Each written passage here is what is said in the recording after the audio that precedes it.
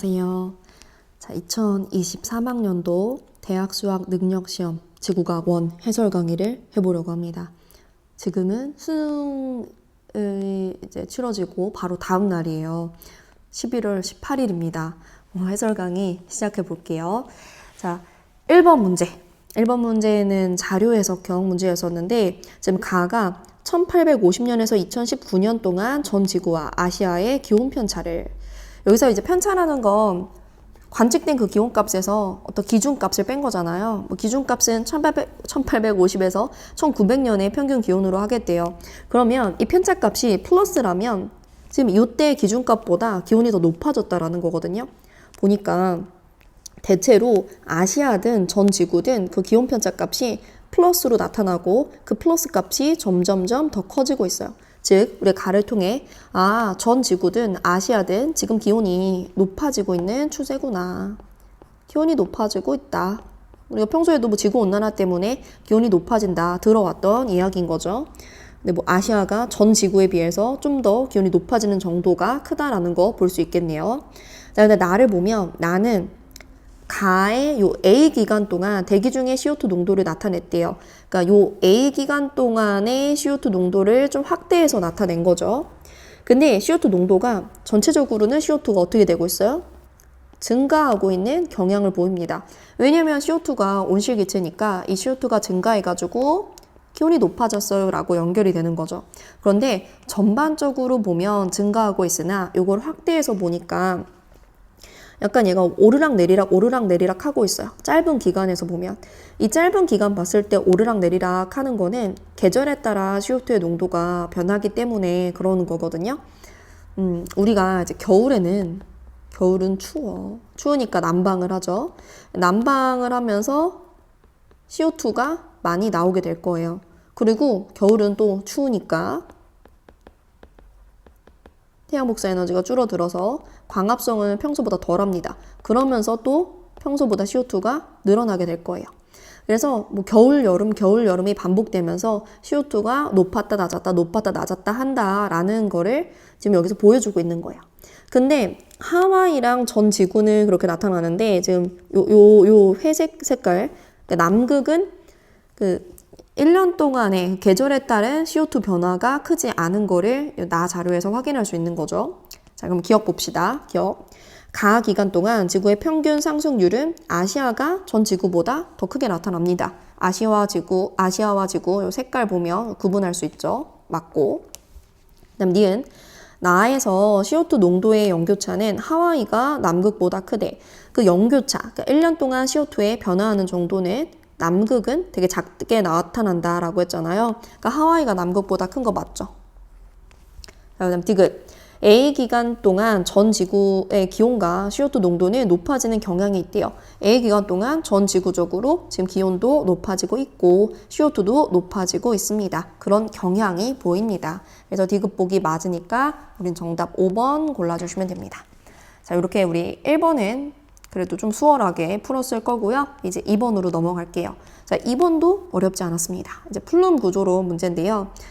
AB가 차갑고 뜨거운 플룸이래요. 우리 상승하는 게 뜨거운 플룸이고 하강하는 게 차가운 플룸인 걸 아니까 하강하는 A가 차가운 플룸인 거고 상승하는 B가 뜨거운 플룸인 거죠. 여기서 플룸이라는 건 멘틀 전체적인 흐름인 거예요. 그러니까 외핵과 멘틀의 경계부터 멘틀 제일 윗부분까지 상승 혹은 하강하는 흐름인 거고, 뜨거운 플룸 같은 경우는 열점이 생겨가지고 거기에서 화산활동이 일어날 수 있잖아요. 그래서 지금 기억이 화산섬인데 열점에서의 화산활동으로 만들어진 화산섬이라고 볼 수 있는 거죠. 자, 그럼 이제 기억 봅시다. 자, A는 섭입한 해양판에 의해 형성이 된대요. 일단 여러분 섭입이 일어났다는 건 해양판이겠죠. 해양판과 해양판이 가까워질 때 더 밀도 큰 해양판이 섭입하고 대륙판과 해양판이 가까워질 때도 둘 중에 더 밀도 큰 해양판이 섭입을 하니까. 근데 그 섭입한 해양판이 상부 멘틀과 하부 멘틀 경계에 쌓여요. 얘가 이제 섭입이 일어나면 이게 섭입해서 들어온 애가 상하부 멘틀 경계가 이 정도라고 하면 여기 계속 이렇게 누적이 되는 거야. 그러다가 어느 정도 한계에 다다르면 얘가 더 깊은 곳으로 멘틀과 외액의 경계까지 내려가게 되고 그걸 우리가 차가운 플룸이라고 하는 거거든요. 그래서 기억 보기는 맞는 거예요. 자, 니은. B는 태평양에 여러 화산을 형성한대요. 우리 태평양에 열점 있잖아요. 그렇게 해서 만들어진 게 하와이잖아요. 근데 거기에 여러 화산을 형성한대요. 지금 일단 이 그림상에도 여기에도 화산 활동이 일어나는 걸로 보이게 되고요. 그리고 우리가 뭐 알고 있기로 여러분 이 뜨거운 플룸에서 만들어진 열점은 판 아래 고정이 된 거잖아요. 이게 판이라고 하면 열점은 그것보다 아래에 이렇게 있다고요. 아래. 여기서 이렇게 화산 활동이 일어나서 화산섬이 생기는 건데 판은 움직이잖아요. 판이 뭐 예를 들어 이렇게 움직여요. 그럼 시간이 지나면 이 화산섬이 이렇게 이동할 거고 지금 여기서는 또 새로운 애기 화산섬이 만들어질 거예요. 그렇게 열점 위에는 판이 이동함에 따라서 이렇게 섬들이 줄을 짓는 열도가 만들어지는 거죠. 그러니까 니은 보기 맞는 거고. 디귿. 약간 니은이랑 이어진 거거든요. 기억을 형성한 열점은 판과 같은 방향으로 움직인대. 아니지. 열점은 판보다 더 아래쪽에 고정이 되어 있고 그 위에 판이 움직이기 때문에 판 위에 열점에 의한 화산섬들의 열도가 생긴다고요. 그러니까 판과 같이 움직이는 건 아니다. 그러니까 정답은 3번이 됩니다. 그러니까 요 초반에 있는 쉬운 문제들을 쑥쑥쑥 풀면서 시간을 좀 확보했어야 돼요. 자, 그럼 이제 우리 3번 문제도 볼게요. 자, 그림 가와 나는 어느 은하를 가시광선과 전파로 관측한 영상이고 기억은 Z래요.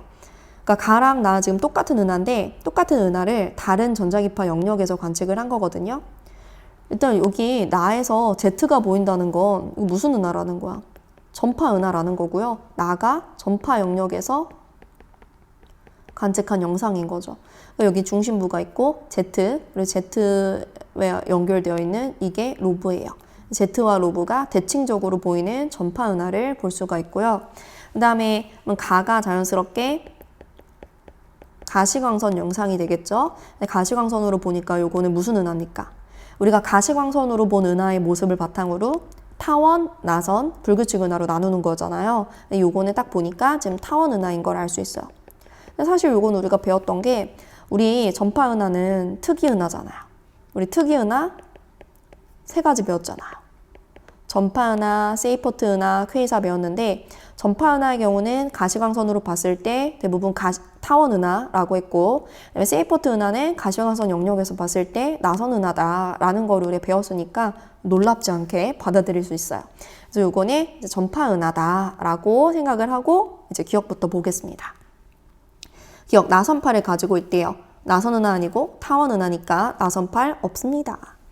자, 니은. 대부분의 별은 분광형이 A0인 별보다 표면 온도가 낮대요. 우리가 타원 은하의 특징을 생각해 주면 되는데 우리 타원 은하가 있고 불규칙 은하가 있을 때 둘 중에 누구는 젊은 별 위주로, 둘 중에 누구는 늙은 별 위주로 있었잖아요. 왜냐면 젊은 애들이 규칙을 모르고 불규칙적이다 라고 했으니까 불규칙 은하에 젊은 별이 많고 대체로 푸른색으로 보인다고 했고 타원 은하에 나이가 많은 늙은 별들이 많고 대체로 붉은색으로 보인다고 했어요. 이 붉은색으로 보이는 이유는 제가 HR도를 한번 그려볼게요. HR도 가로축이 표면 온도 왼쪽으로 갈수록 높고 세로축이 위로 갈수록 광도 높다 이렇게 그려놓으면 우리 주계열성은 이런 식으로 그려지는 거잖아요. 근데 나이가 많다, 늙었다라는 거는 이미 질량이 큰 주계열들은 주계열 단계를 넘어가가지고 다음 단계인 거성으로 간 거예요. 그래서 이 왼쪽 위에 있는 질량이 큰 주계열성들은 이미 진화해가지고 거성이 돼버리고 주계열성이 있다면 그거는 질량이 작아가지고 수명이 긴 주계열에 오래 머무는 애들인 거죠. 그럼 타원 은하에 있는 별들은 질량이 작은 주계열이거나 혹은 거성들인 거야. 그러면 대체로 HR도에서 오른쪽에 위치하기 때문에 A0보다 표면 온도가 높게 되겠죠. 분광형이 A0면 표면 온도가 꽤 높은 편이잖아요. 그것보다는 낮더라. 그러니까 니은 보기가 맞는 거예요. 자, 그다음 디귿. 동그라미 기억은 암흑 물질이 분출되는 모습이래요. 동그라미 기억이 지금 Z거든요. 여러분 Z는 어떤 물질의 분출이라고 생각하면 되거든요. 이게 지금 암흑 물질이 막 뿜뿜 나오고 그런 거는 아니거든요. 그래서 디귿 보기 틀려요. 그런 얘기는 들어본 적이 없잖아요. 그래서 정답은 니은만 맞으니까 2번을 골라주시면 됩니다. 자, 그 다음에 이제 4번 볼게요. 자, 4번. 문제가 길어요. 그래서 조그맣게 문제를 넣어놨는데 확대해서 보면 그림은 퇴적암이 형성되는 과정의 일부래요. 실험을 하는데 실험의 목표가 퇴적암이 형성되는 과정 중에 기억을 설명할 수 있대. 그리고 시험 과정을 한번 이해해 봅시다. 입자의 크기가 2mm인 퇴적물 250ml가 담긴 원통에 물 250ml를 넣는데요. 그러니까 퇴적물을 먼저 250만큼 넣고 거기에 또 물을 250만큼 추가로 넣는데요. 근데 여러분 퇴적물들은 이렇게 퇴적물이 있으면 그 퇴적물 사이사이에 공간인 공극이 있잖아요. 그 공극으로도 물들이 이런 식으로 통이 있으면 퇴적물들이 있을 때 이 퇴적물 사이사이 공극으로도 물이 들어갈 거란 말이죠. 그러면 물이니까 파란색으로 내가 물을 이렇게 넣었을 때 공극으로 들어간 물도 있을 거고 공극을 다 채우고 남은 물은 요 위에 이런 식으로 남게 되겠죠. 근데 지금 나를 보니까 물의 높이가 퇴적물의 높이가 같아질 때까지 그러니까 공극으로 들어간 물까지 물을 추출한대요. 그러니까 이 퇴적물 위에 이게 또 쌓인 물들은 아예 내가 빼버린다는 거예요. 그리고 요 빼버린 물의 부피를 측정을 한대요. 그리고 다에서는 그림과 같이 원형판, 여기 원형판 있죠? 원형판 한 개를 원통에 넣어서 퇴적물을 압축을 시키는데 꾹 누른대요. 물의 높이가 퇴적물의 높이와 같아질 때까지. 그러니까 또 사이사이로 물이 들어가고 남은 물을 또 이렇게 빼낸대요. 추출을 한대요. 그리고 마에서 동일한 원형판의 개수를 한 개씩 또 증가시키면서 이 과정을 반복한대요. 물을 추가로 더 넣은 건 아니고 기존에 이 공극 안에 들어갔던 물 있잖아요. 근데 내가 이거를 원형판을 넣어서 더 꾹꾹꾹꾹 압축시키면 전체 그 공극의 부피가 줄어들 테니까 물이 이 위쪽으로 나오는 게 있을 거 아니야. 그거를 또 빼낸다는 거지. 그래서 지금 나에서 맨 처음에 추출된 물은 100ml야. 근데 이제 원형판의 개수를 늘리면서 더 이 퇴적물들을 꾹꾹꾹꾹 누르니까 그 누름에 따라서 위로 쭉 올라오는 그 물들이 원형판이 한 개일 때는 27.5, 두 개일 때는 또 8, 세 개일 때는 6.5, 네 개일 때는 5.3 계속해서 물이 더 이제 빠져나오는 거예요. 공극에서. 그러니까 꾹꾹꾹꾹 누르는 과정인 거죠. 이게 뭡니까? 우리 선생님 또 그림을 준비해 왔는데 이게 우리 지구과학 토파보기 수업하던 장면이거든요. 퇴적암이 만들어지는, 퇴적물이 퇴적암으로 바뀌는 그런 과정을 우리가 속성작용이라고 하고요. 그 속성작용에는 다짐과 교결작용이 있었죠. 다짐작용이 위에서 새로운 퇴적물들이, 위에 있는 퇴적물들이 아래쪽을 꾹꾹 눌러주는 작용이었고, 압축하는. 그다음에 교결작용은 그 퇴적물들을 붙여주는 시멘트화 작용이었잖아요. 여기서 물어보는 건 지금 다짐작용을 알아보는 거예요. 그래서 일단 이 실험의 목표는 퇴적암이 만들어지는 다짐작용을 보기 위한 거고, 이게 이제 지구과학 토파보기에 PPT 그대로 가지고 온 거거든요. 다짐작용이 일어나면서 전체 부피는 줄어들어요. 누를수록 전체 부피 줄어들겠죠. 그러면서 얘네가 눌러지니까 퇴적물들이 더 빽빽하게 분포하는 거예요. 그러니까 밀도가 커질 거고 전체 공극의 크기는 줄어들게 된다. 그러니까 공극이 줄어드니까 공극 안에 있던 물들이 위쪽으로 올라오게 되는 거죠. 자, 그러면 이제 기억 봅시다. 기억의 다짐작용에 해당이 돼요. 네, 니은 과정 나에서 원통 속에 남아있는 물의 부피는 222.5래. 지금 나에서 물을 위에 이렇게 위로 올라온 물들을 내가 추출하고 원통에 남아있는, 즉 공극 속에 있는 물을 물어본 건데, 물을 내가 250만큼 넣었는데 추출된 물이 100이었으니까 남은 거는 250 빼기 100이니까 150이 되겠죠. 그러니까 니은 틀렸고. 그다음 디귿, 원형판의 개수가 증가할수록 더 꾹꾹꾹꾹 누를수록 단위 부피당 퇴적물 입자의 개수가 증가한대요. 꾹꾹꾹 누를수록 여러분 제가 여기 써놨잖아요. 전체 퇴적물들이 있는 부피가 줄어들고 그러다 보니까 퇴적물들이 더 빽빽하게 밀도가 커지게 된다. 그러니까 단위 부피당 퇴적물 입자의 개수, 여기서도 이 동그라미 같은 부피에서 퇴적물 입자가 지금 이 가운데 그림, 오른쪽 그림이 더 많잖아요. 그러니까 단위 부피당 퇴적물 입자의 개수가 증가하는 거 맞는 거야. 더 빽빽해지니까. 정답은 기억 디귿이니까 3번이 됩니다. 자, 이렇게 4번까지 풀었고 이제 5번으로. 자, 5번. 표는 주계 열성 A와 B의 질량, 생명가능지대에 위치한 행성의 공정궤도 반지름, 생명가능지대의 폭을 나타낸 거래요. 자, 일단 주기율성에 동그라미 치시고 우리 문제 풀어봅시다. 생명가능지대에 관련된 문제인데 생명가능지대에서 우리가 기본적으로 생각해야 되는 건 중심별의 광도에 따라 생명가능지대까지의 거리나 폭이 달라졌었죠. 그래서 우리는 기본적으로 이런 그래프를 떠올려야 돼요. 지금 가로축이 중심별로부터의 거리예요. 그리고 세로축은 중심별의 광도예요. 중심별의 광도가 세로축이고 가로축이 이제 별로부터의 거리라고 했는데 그거는 행성의 입장에서는 행성은 중심별 주변을 공전을 하니까 행성의 공전궤도 반지름이라고 할 수도 있겠죠. 그래서 우리 가로축은 행성의 공전궤도 반지름 이렇게 한번 써볼게요. 그러면 중심별의 광도가 클수록 생명가능지대 멀고 폭이 넓고 중심별의 광도 작을수록 생명가능지대는 가깝고 폭이 좁다라고 했어요. 그럼 그려보면 생명가능지대가 대략 뭐 이런 식으로 생명가능지대가 그려지게 되는 거죠. 자, 그럼 봅시다. 여기 지금 A, B라는 두 개의 주기율성이 나와 있고 질량이 주어졌는데 A, B가 주기율성이기 때문에 질량을 가지고 광도를 비교할 수 있는 거예요. 주기율성은 질량이 큰 애가 광도도 크고 표면 온도도 높고 반지름도 크고 그런 물리량들의 관계가 있잖아요. 그러니까 여기서 A가 B보다 광도가 더 크다고. 그럼 이 그래프에서 뭐 A가 요 정도다라고 하면 B는 그 아래쪽에 이렇게 있는 거예요. 그러면 A의 생명 가능 지대가 B의 생명 가능 지대보다 더 먼 거죠. 그러면 행성의 공전궤도 반지름, 이 행성이라는 게 생명 가능 지대에 위치한 행성이니까 그 생명 가능 지대에 위치한 행성의 공전궤도 반지름, 즉 생명 가능 지대까지 거리라고 볼 수 있겠죠. 그거 기억이 니은보다 더 클 테고요. 생명 가능 지대의 폭도 디귿이 리을보다 넓을 거예요.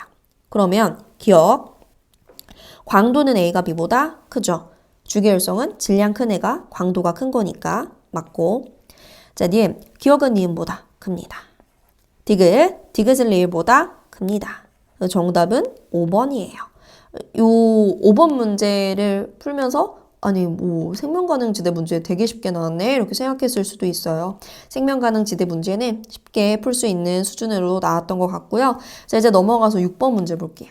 자, 6번에 나와 있는 그림 보니까 아, 요거 마그마 문제구나. 우리 마그마 하면 마그마가 생성되는 원리 용융곡선으로 설명할 수 있어야 되고 지금 나와 있는 그림처럼 마그마가 생성되는 세 가지 장소 거기에서 어떻게 어떤 마그마 만들어지는지 말할 수 있어야 되는 거죠.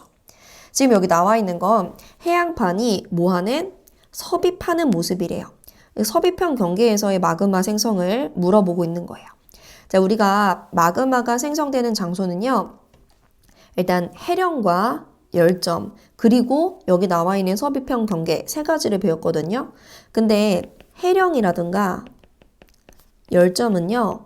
마그마가 어떻게 만들어져? 여기는 어떤 지하에 있는 물질이 상승하는 곳이니까 압력의 감소에 의해서 마그마가 만들어지는 거고 그에 따라 현무암질 마그마가 만들어졌어요. 근데 섭입형 경계는 좀 복잡했거든요. 여기 그림 한번 볼게요.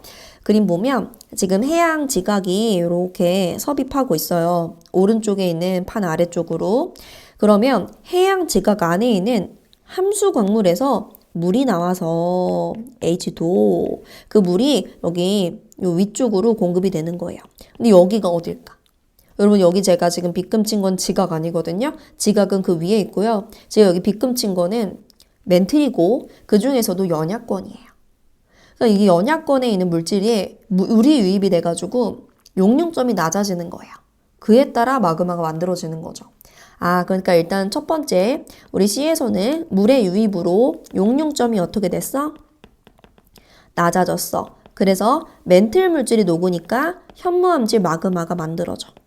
근데 그 현무암질 마그마가 슉슉슉 올라가서 대륙지각 하부에 착 하고 부착이 되니까 이 대륙지각이 마그마에 의해서 가열이 돼가지고 대륙지각 녹으면 현한 유문암질 마그마가 만들어집니다. 두 번째. 자, 그러면 여러분 유문암질 마그마와 아까 밑에서 올라온 현무암질 마그마 두 개가 섞일 수, 혼합될 수 있겠죠. 그 혼합의 결과로 중간 성질의 안산암질 마그마도 만들어질 수 있는 거예요. 그래서 실제로 주로 분출이 되는 거는 이제 안산암질 마그마가 많이 분출이 됩니다. 됐죠? 자, 그럼 기억부터 볼게요. 기억. A에서는 주로 조립질, 암석이 생성된대. 여러분, 조립질이란 단어 기억나세요? 조립질? 우리가 이제 마그마 하면서 화성암의 종류, 현안유, 반섬화 배웠었잖아요. 그때 조립질, 세립질 이런 단어가 나왔거든요. 우리는 화성암을 나눌 때 화성암의 성분을 기준으로 나눌 수도 있지만 화성암이 만들어지는 그 깊이, 장소에 따라 나눌 수도 있거든요. 얘가 얕은 곳에서 이렇게 지표 부근에서 용암이 굳어 만들어지면 우린 그거를 화산암이라고 했고요. 깊은 곳에서 만들어지면 심성암이라고 했잖아요. 근데 화산암처럼 얕은 곳에서는 용암이 빠르게 굳어버리니까 입자의 크기를 키울 시간이 부족해가지고 조직이 작아요. 세립질이고요. 심성암은 지하에서 천천히 굳으니까 입자 크기 키울 시간이 충분하거든요. 그럼 얘는 입자 크기가 큰 조립질 조직인 거예요. 그럼 A가 뭐겠냐고. A는 당연히 화산암인 거지. 그러니까 조립이 아니고 세립인 거죠. 틀렸고. 자, 니은. B에서는 안산암질 마그마가 생성될 수 있습니다. 혼합돼가지고 만들어질 수 있다고요. 자, 디귿. C에서는 멘틀 물질의 용융으로 마그마가 생성이 된대요. C에서 멘틀 물질이 녹는 거죠. 물의 유입으로 용융점이 감소해서 그러니까 디귿 보기 맞는 거죠. 그럼 정답은 니은 디귿이니까 4번을 골라주시면 됩니다. 자, 그 다음에 우리 7번 문제 볼게요. 자, 7번은 태풍 문제인데 우리 그 지구과학 1에서 대기 파트에서 온대저기압, 열대저기압 요거 두 개는 출제 빈도가 너무 높죠. 거의 나온다고 봐야 되겠죠. 그래서 열대저기압의 태풍 나왔고 온대저기압 역시 나왔거든요. 자, 일단 7번 문제에서 우리 태풍 얘기를 좀 해볼게요. 가는 어느 날 18시에 지상일기도의 태풍의 이동 경로 나타냈대. 태풍이 이렇게 쭉쭉쭉 위로 복상해가지고 여기에서 소멸한 거 볼 수 있고요. 그 다음에 나는 이 시기에 태풍에 의해 발생한 강수량의 분포래요. 비가 오는 양, 강수량. 자, 일단 나를 보니까 여러분 지금 A와 B가 표시가 되어 있는데 A와 B의 기압 비교할 수 있겠네요. 기압은 A랑 B 중에 누가 더 낮아요? B가 더 낮죠. B가 더 태풍의 중심과 가까우니까 B가 더 기압이 낮은 거고 B가 더 좀 강력하게 태풍의 피해를 받는 곳이라고 볼 수도 있는 거죠. 그 다음에 나에서 C와 D의 강수량을 비교해 볼게요. 지금 강수량이 색깔로 나타났는데 색이 진할수록 강수량이 많은 거니까 지금 여기서는 C가 D보다 강수량 많다. 기본적으로 이렇게 비교를 해줄 수가 있어요. 자, 그럼 이제 우리 기억부터 봅시다. 기억. 풍속은 A 지점이 B 지점보다 크대요. 제 풍속을 물어봤는데 우리는 그 태풍의 구조에서 태풍 중심으로부터 거리에 따른 기압 변화와 풍속 변화 그래프 기억나죠? 대충 이렇게 그렸잖아요. 지금 여기가 태풍의 중심이고 중심으로부터 거리가 멀어진다면 내가 기압의 분포를 그리면 기압은 중심으로 갈수록 낮아지게. 요게 이제 기압의 분포죠. 그래서 그거는 이제 각 그림에서도 우리 확인할 수 있는 거고요. 그 다음에 풍속은 어떻게 됐냐면 중심으로 갈수록 풍속이 빨라져요. 풍속이 점점 빨라지다가 완전 중심 부근에서는 풍속이 이렇게 급감하게 된다라고 우리가 배웠거든요. 근데 여기 나와 있는 A와 B는 그 정도로 태풍의 중심 완전 부근은 아니거든요. 그러니까 우리가 그냥 중심에 가까울수록 기압이 낮을수록 풍속이 크다라고 생각해주면 되는 거예요. 그러면 A 지점이 B 지점보다 큰 거 아니죠? B가 더 커요. 그래서 기억보기 틀린 거예요. 그 다음 니은 공기의 연직 운동은 C 지점이 D 지점보다 활발하다라고 했어요. 우리 기출문제 중에 이런 거 있었잖아요. 태풍의 중심 부근과 태풍의 중심에서 연직 운동이 더 활발한 게 어디냐 물어본 적이 있었는데 그때는 이제 중심에서 약한 하강 기류가 있고 중심 부근에서는 강한 상승 기류가 있으니까 중심보다는 중심 부근이 연직 운동이 더 활발하다. 이런 기출 보기가 나온 적이 있었는데 지금 여기서도 연직 운동이란 단어가 나왔어요. 근데 우리가 C와 D는 지금 강수량을 비교할 수 있거든요. C가 B가 많이 오고 상대적으로 D는 B가 적게 오고 있어요. 그러면 여러분 비가 많이 온다는 건 구름이 있다는 거고 구름이 있다는 건 그만큼 상승 기류가 있었다는 거죠. 그럼 여기에서 우리는 상승 기류가 C가 D보다 더 활발했습니다. 즉 연직 운동이 C 지점이 D 지점보다 활발했습니다. 라고 해석할 수 있는 거예요. 되셨죠? 자, 그 다음 디귿. C 지점에서 남풍 계열의 바람이 분대요. C에서 부는 바람. 선생님 우리가 뭐 바람, 온대저기압에서 바람은 배웠는데 태풍에서 바람은 어떻게 돼? 여러분 태풍에서의 바람은 태풍이란 게 열대 저기압이잖아요. 여러분 저기압이라는 건 바람이 불어 들어오는 거예요. 얘 지금 기압 낮으니까 공기가 적어가지고 불쌍하잖아. 주변에서 도와줘야 되는 거거든. 근데 북반구라면 바람이 불어 들어올 때 시계 반대 방향으로 불어 들어온다 라고 했으니까 바람이 이런 식으로 불어 들어오는 거죠. 그럼 보세요. 우리 여기가 지금 C가 있고 여기가 태풍의 중심이잖아요. 그러면 C에서 부는 바람은 태풍의 중심 쪽, 가장 기압이 낮은 쪽으로 시계 반대 방향으로 불어 들어가는 거거든요. 그럼 대략 그리면 이런 식으로 그려줄 수 있는 거예요. 그러면 우리가 일단 남풍은 아니다, 북풍 계열이다 라는 건 알 수 있는 거죠. 그래서 디귿 보기 틀렸고 정답 2번입니다. 슝슝슝. 자, 이제 8번 문제 볼게요. 자, 8번 문제. 아까 제가 얘기했죠. 우리 지구과학 원에서는 저기압, 이 두 개의 저기압 너무 중요해요. 열대저기압 태풍이 나왔으니까 이제 온대저기압이 나온 거예요. 그러면 온대저기압이 우리나라를 지나는 3시간 동안 전선 주변에서 발생한 뭐의 분포? 번개의 분포를 1시간 간격으로 나타낸 거래요. 이 기간 동안 온난 전선과 한랭 전선 중 하나가 A지역을 통과했다라고 합니다. 자, 일단은 우리가 온대저기압이라고 하면 시옷자 모양을 생각해 줘야 되겠죠. 온대저기압 중심 있고 이렇게 수염처럼 시옷처럼 그리는 거야. 그럼 여기 한랭 전선 뾰족뾰족, 온난 전선 볼록볼록, 그리고 공기는 찬, 따찬이죠. 찬 공기, 따뜻한 공기, 찬 공기. 그리고 바람은 북서풍, 남서풍, 남동풍. 기본적으로 이렇게 그려지고, 그 다음에 뭐 비가 오고 구름이 생기는 영역은 한랭전선 뒤 좁은 구역, 온난전선 앞 넓은 구역이다. 이렇게 해줄 수 있겠죠. 그리고 하나 더. 한랭전선 뒤에는 어떤 구름이? 두꺼운 저군형 구름이, 그리고 어떤 비가? 타다닥 소나기가. 온난전선 앞에는 얘는 얇은 충운형 구름이, 그리고 어떤 비가? 지속적인 비가 내린다. 이 정도를 온대저기압 나오면 기본적으로 생각을 해줘야 되거든요. 근데 여기서 지금 나와 있는 거는 번개의 분포래. 여러분 번개의 분포? 우리가 번개 어디서 배웠지? 아, 우리 뇌우할 때 천둥 번개. 뇌우의 성숙 단계에서 천둥 번개가 나타난다라고 배웠던 거 기억나죠? 근데 여러분 뇌우 생각하면 뇌우가 생기려면 되게 두꺼운 저군형 구름이 있어야 되고, 그래서 한랭전선 뒤에서 뇌우 잘 생긴다라는 내용을 여러분 배웠을 거예요. 그러면 그런 맥락으로 생각하면 되거든요. 번개의 분포라고? 번개가 생기려면 두꺼운 저군형 구름이 있어야 돼. 그러면 이 온대저기압에 있는 두 전선 중에서는 한랭전선 뒤에서 여기서 번개가 나타나는 거야.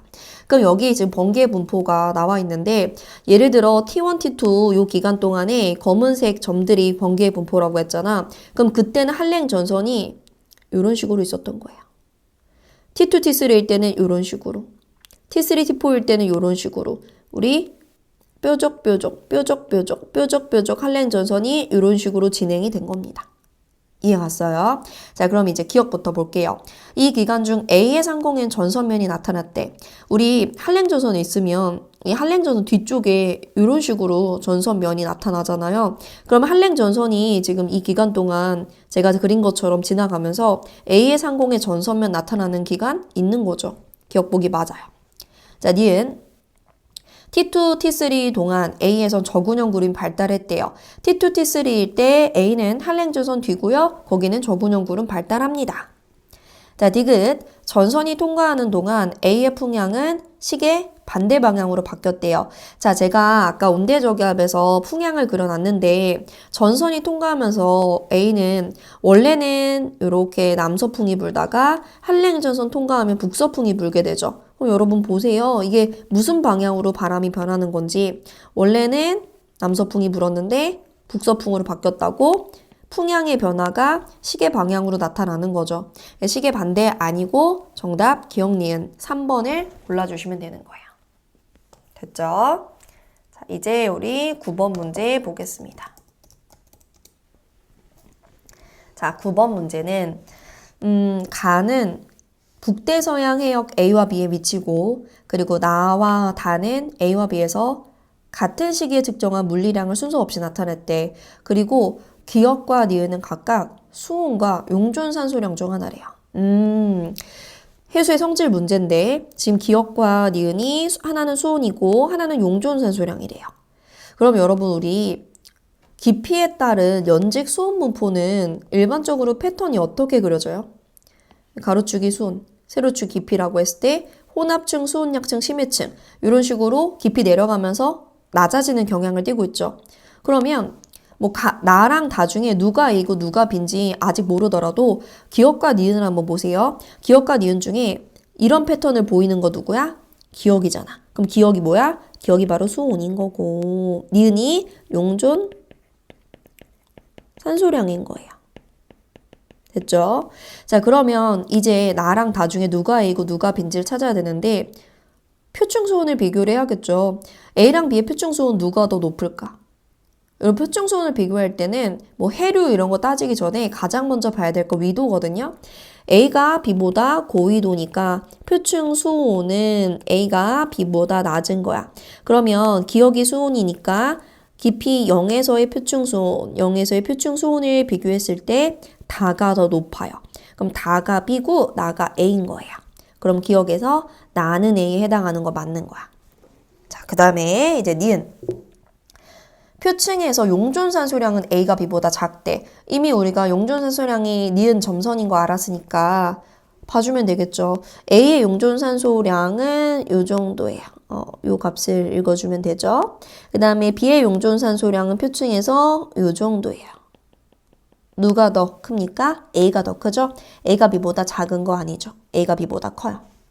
자, 그 다음에 디귿, 수온 약층은 A가 B보다 뚜렷하게 나타난대요. 여러분 수온 약층이 요 두 번째 깊이에 따라 수온이 낮아지는 층이 수온 약층이잖아요. 수온 약층이 뚜렷하다는 거는 수온 약층 시작할 때랑 수온 약층 끝날 때 이 수온의 차이가 크게 나면 수온 약층이 뚜렷한 거거든요. 그럼 봅시다.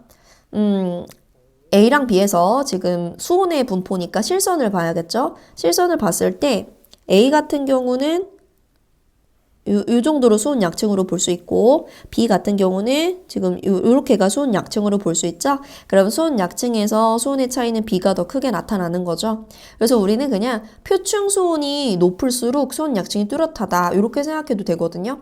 왜냐하면 표층 수온이 이제 혼합층에서의 수온이고 심해층에서의 수온은 뭐 장소나 시기에 따라 크게 달라지지 않잖아요.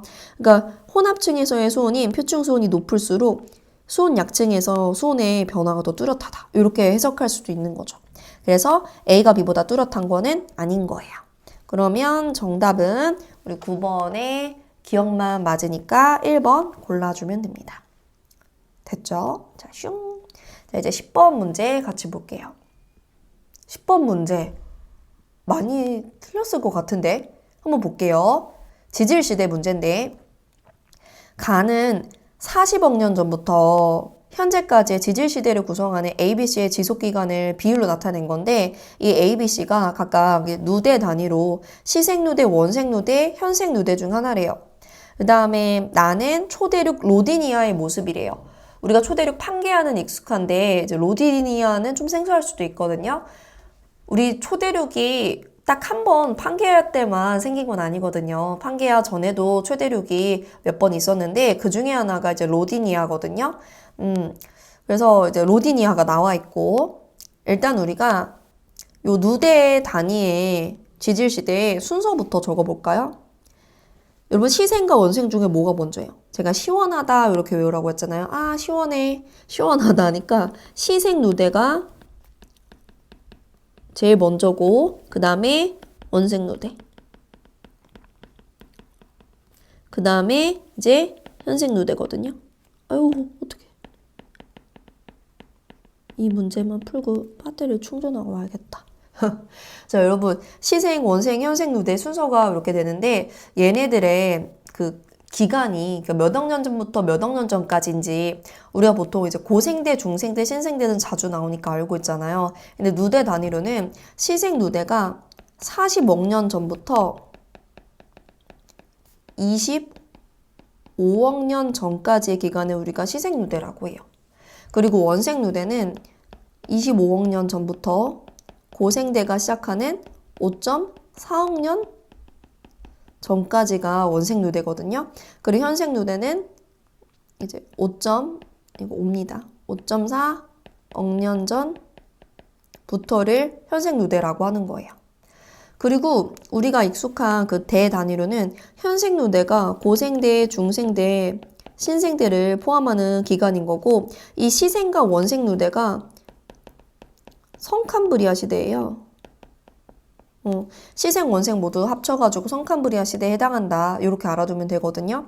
그러면 가에서 얘네가 이제 차지하는 그 기간의 비율을 나타낸 거니까 이제 이 중에 가장 기간이 긴 거는 원생 누대거든요. 그러니까 A가 원생 누대인 거고 B가 시생 누대인 거고 그리고 C가 현생 누대인 거예요. 그리고 로디니아가 언제 만들어졌는지 몰랐던 친구들도 많을 것 같은데, 로디니아는 12억 년 전에 만들어졌거든요. 우리가 판게아는 언제 만들어졌어요? 판게아는 고생대 말에 만들어졌잖아요. 고생대 말이니까 대략 한 2.5억 년 전이죠. 그때 만들어졌다. 그러니까 로디니아도 추가로 알아두자면 12억 년 전에 만들어졌어요. 그럼 12억 년 전이면 이 누대 단위로는 지금 원생 누대에 해당이 되는 거네요. 자, 그럼 이제 우리 기억부터 봅시다. 기억 A는 원생 누대가 맞습니다. 가장 긴 기간을 차지하고 있고요. 자, 니은 나는 A에 나타난 대륙 분포래. 로디니아는 12억 년 전이니까 원생 누대의 대륙 분포예요. 맞고. 자, 디귿 다세포 동물은 B에 출현했대요. 여러분 제가 그 지구과학 토파보기 강의에서 지질시대의 환경과 생물할 때 성캄브리아 시대의 그 생물들을 시생누대와 원생누대로 나눠가지고 했었거든요. 시생누대에 제가 말했던 게 맞아요. 남세균이었어요. 남세균. 시생누대에 남세균을 기억해라. 남세균의 흔적이 스트로마톨라이트다라는 말을 했었고요. 근데 원생 누대에서 무슨 얘기를 했냐면 최초에 다세포 동물이 출현했다. 그 다세포 동물의 예로 뭐가 있었어요? 그쵸. 에디아카라 동물군이 있었잖아요. 그럼 다세포 동물이 출현한 시기는 원생 누대에 해당하는 거니까 B가 아니고 A가 되는 거죠. B가 아니고 A야. 그래서 디귿 보기 틀렸고 정답은 4번이 되는 거예요. 그래서 10번에 4번 골라주면 되고요. 자, 이제 우리 11번 보겠습니다. 그림 가와 나는 우주의 나이가 10만 년일 때 그리고 100만 년일 때 우주 공간을 진행하는 빛이 우주 공간을 진행하는 모습을 나타낸 거래요. 10만 년이 더 이전이고 100만 년이 우주의 나이가 더 많아졌을 테니까 더 이제 나중이라고 볼 수 있는 거죠. 근데 가 그림을 보니까 가는 양성자랑 전자가 아직 만나지 않았어요. 양성자는 우리가 다르게 말하면 수소 원자핵이잖아요. 그러니까 원자핵과 전자가 결합되기 전 입자의 수가 많아가지고 입자와 빛이 엉켜있는 불투명한 우주예요. 그래서 가는 불투명 우주고 그리고 나는 양성자랑 전자랑 결합됐죠. 그러니까 중성 원자가 만들어진 거거든요. 이렇게 중성 원자가 만들어지면 빛이 비로소 우주 공간에 쫙 퍼질 수 있는 거예요. 그러니까 나는 투명한 우주라고 보는 거죠. 그때 빛이 중성 원자가 생기면서 쫙 퍼지는 거 우리가 우주 배경 복사라고 하죠. 그러면 가가 더 이전일 테니까 10만 년이고 나가 100만 년이 되는 거고 우리는 우주 배경 복사가 만들어질 그 시기가 우주 나이 38만 년일 때니까 가와 나 사이죠. 그래서 가에서 나로 시간이 흘러가는데 그 사이 38만 년일 때 우주의 온도가 3000켈빈일 때 이때 우주 배경 복사가 생긴 거예요. 네. 우배목이 생기고 투명한 우주가 되었다. 자, 그러면 기억부터 보겠습니다. 기억. 가시기 우주의 나이는 10만 년이래. 가시기가 10만 년인 거 맞죠? 더 이전이니까. 자, 니은 나시기 우주 배경 복사의 온도가 2.7 켈빈이래요. 나시기가 일단 시간이 지남에 따라 우주의 온도가 낮아지니까 우주가 식으니까 나는 3000 켈빈보다는 더 낮은 온도인 건 맞아요. 근데 여러분 우리 2.7 켈빈이라는 이 숫자는 언제 들어본 거예요? 지금 현재 우주의 온도다. 이렇게 우리가 알고 있는 거잖아요. 그러면 나 이후에 현재가 우리 우주의 나이를 138억 년 정도로 추정하고 있으니까 우주 나이 138억 년인 지금 현재가 2.7 켈빈인 거야. 그럼 나는 그것보다는 높다라는 거죠. 그래서 니은 틀렸고요. 자, 다음 디귿. 수소 원자핵에 대한 헬륨 원자핵의 함량비는 가시기가 나시기보다 크대요. 수소 원자핵에 대한 헬륨 원자핵의 함량비, 우리 수소와 헬륨의 비율 말하는 거잖아요. 수소와 헬륨의 비는 우리 언제 정해지는 거냐면 우주의 나이가 3분일 때 정해지는 거거든요. 3분이니까 가보다 더 이전이죠. 가 이전에 우주 나이가 3분일 때 그때는 우주의 온도가 더 높았을 테니까 그때가 대략 우주의 온도가 15 켈빈일 때예요. 이때 양성자와 중성자의 비율이 양성자가 하나, 둘, 셋, 넷, 다, 여, 7개 있을 때 중성자가 한 개 있는 7대 1의 비율로 있었잖아요. 이 세트를 하나 더 그려보자면 양성자 하나, 둘, 셋, 넷, 다, 여, 7개, 중성자 한 개 있을 때 이 비율이 만들어졌을 때 이제 헬륨 원자핵이 만들어졌거든요. 헬륨은 양성자 2개, 중성자 2개가 필요하니까 요렇게가 이제 헬륨 원자핵이 되는 거예요. 그리고 양성자 하나가 수소 원자핵이 되는 거죠.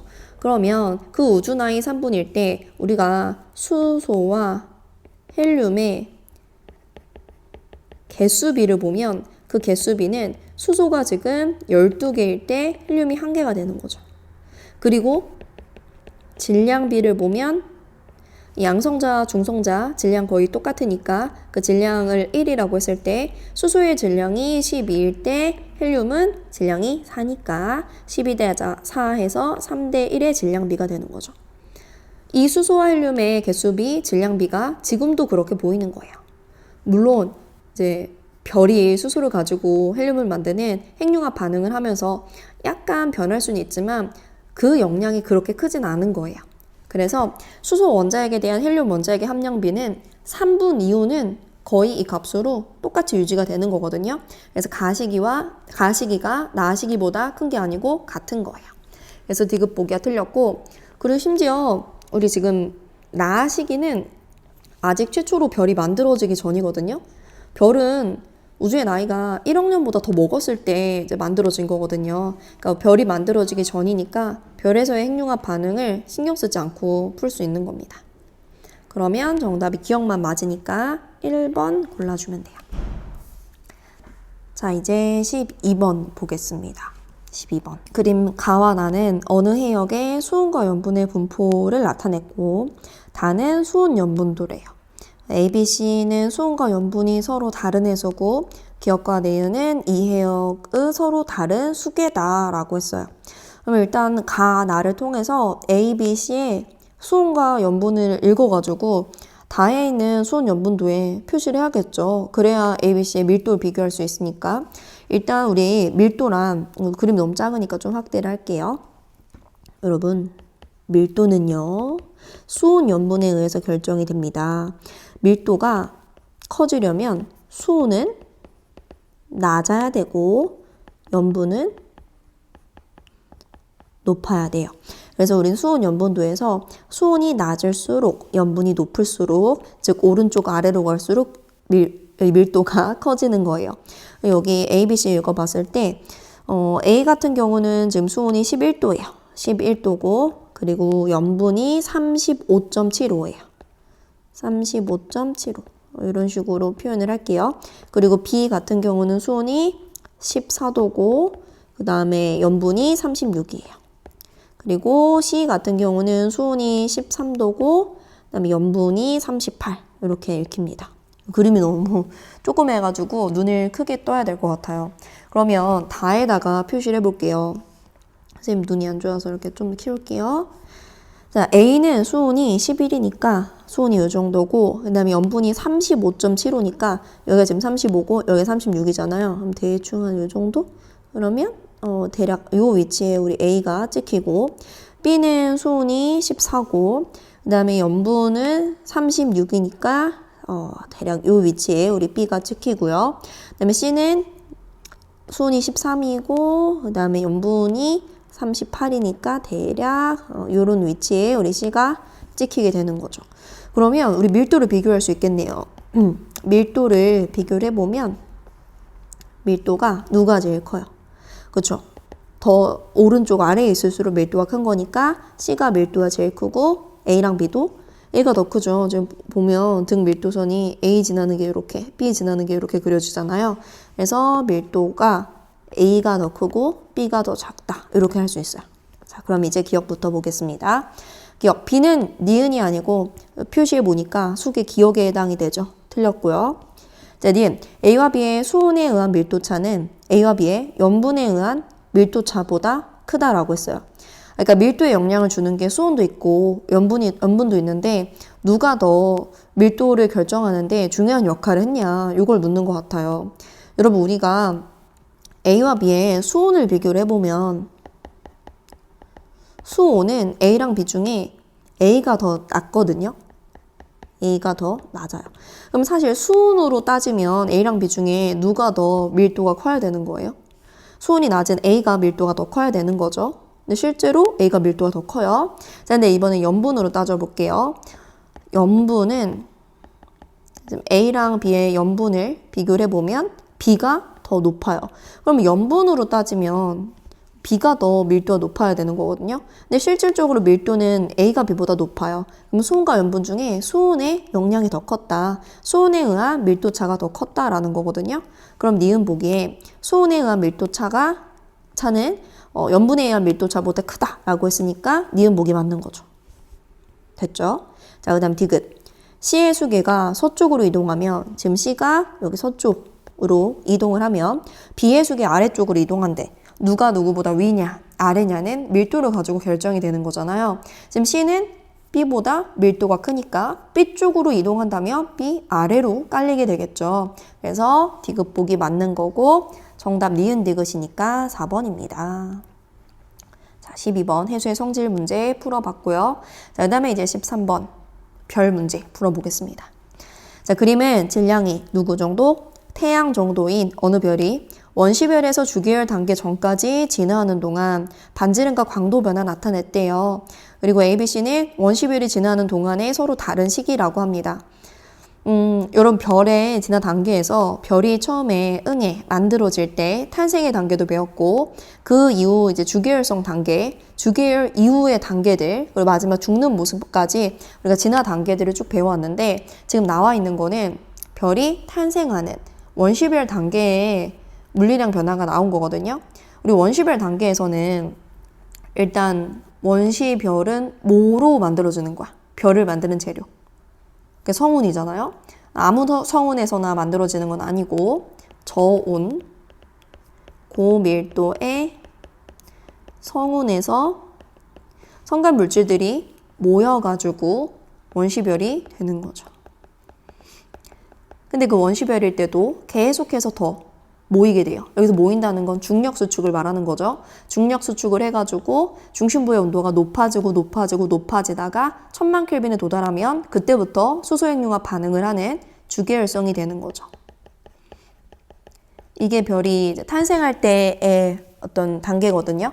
그러면 여기서는 주계열성에 도달하기 전까지는 이 별의 에너지원은 중력 수축 에너지인 거예요. 여기에서도 중력 수축을 하고 여기에서도 중력 수축을 계속하면서 중심부의 온도를 높이는 거예요. 그리고 수축을 하니까 당연히 별은 작아지겠죠. 그래서 별의 반지름이 줄어들 겁니다. 그래서 보면 C, B, A로 가면서 계속해서 왼쪽으로 흘러가니까 반지름은 작아지는 거 볼 수 있죠. 근데 광도는 C에서 B까지는 광도가 감소하다가 B에서 A는 광도가 조금 올라가는 거, 이런 광도의 변화를 우리가 해석할 수 있습니다. 자, 그러면 여기까지 보고 우리 기억부터 볼게요. 자, 기억 평균 밀도는 C가 A보다 작대. 여러분, 밀도라는 건 빽빽할수록 밀도가 큰 거잖아요. 우리 C, B, A로 가면서 반지름이 점점 어떻게 되는 거야? 작아지는 거야. 반지름이 작아진다고 그러면 얘네가 모이고 모여서 빽빽하게 되는 거니까 밀도는 커지게 되는 거죠. 그래서 밀도는 C가 A보다 작은 거 맞습니다. 자, 그 다음 뒤에 표면 온도는 A가 B보다 낮대요. 일단 표면 온도가 아니고 중심부의 온도를 물어봤다면 C, B, A로 갈수록 높아지겠죠. 그러니까 A가 B보다 높게 되겠죠. 근데 여기서 물어본 건 중심부 온도가 아니고 표면 온도예요. 표면 온도라고 하면 우리가 별들의 물리량으로 표면 온도, 반지름, 광도 배울 때 그 세 가지 값의 관계식 있잖아요. 그거를 생각을 해줘야 되는 거죠. 왜냐면 지금 이 그래프에서 가로, 세로 축이 반지름과 광도니까. 자, 여기 식을 써보면 우리 광도 L은 반지름 R제곱 곱하기 표면 온도 T 4제곱의 곱에 비례하잖아요. 근데 여기서 묻는 거는 표면 온도란 말이지. 그럼 표면 온도 T 4제곱은 R제곱분의 광도에 비례하죠. 그런데 지금 A와 B를 비교하는 건데 B에서 A로 시간이 흘러가면서 일단 반지름은 작아져요. 그런데 광도는 커집니다. 그럼 이 전체 값은 커지는 거죠. 즉 표면 온도는 커지는 거예요. 표면 온도는 A가 B보다 낮은 거 아니고 높습니다. 니은 보기 틀렸고요. 자, D급. 중심부의 온도, 물어봤네. 중심부의 온도 점점 높아진다고 했죠? 그러니까 B가 C보다 높은 거 맞죠? 그리고 A가 B보다 높고요. 그래서 D급 보기 틀렸고, 정답은, D급 보기. B가 C보다 높은 거니까 맞은 거죠. 미안합니다. 그래서 기억 디귿이니까 정답은 3번이 되겠죠. 자, 됐고요. 이제 우리 14번 문제 보겠습니다. 14번.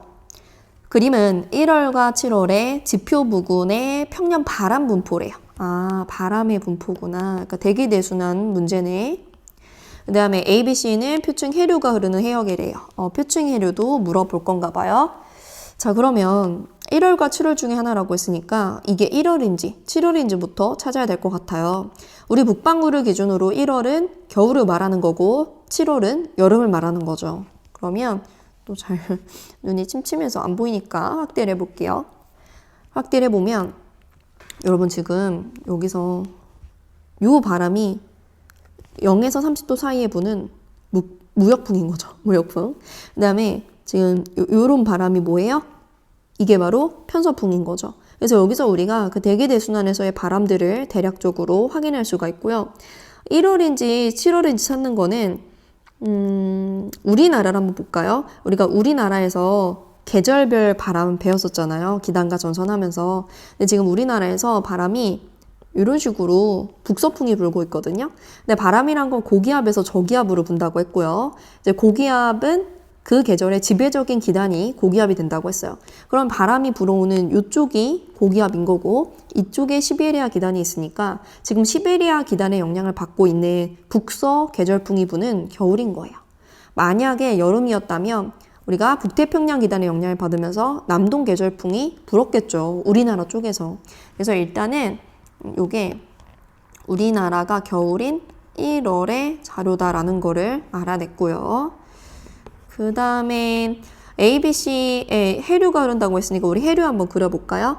여러분 C랑 B가 있는 요 바다가 바로 태평양이죠. 우리 북태평양 같은 경우는 문제에 많이 나오잖아요. 북태평양, 북적도 해류, 그 다음에 쿠로시오 해류, 그리고 이렇게 북태평양 해류, 그리고 이렇게 캘리포니아 해류 그릴 수 있고 남태평양도 그려보면 여기 동해서서로 남적도 해류, 그 다음에 이렇게 동오스트레일리아 해류, 그다음에 이렇게 남극순환 해류, 이런 식으로 페루 해류가 그려지게 되겠죠.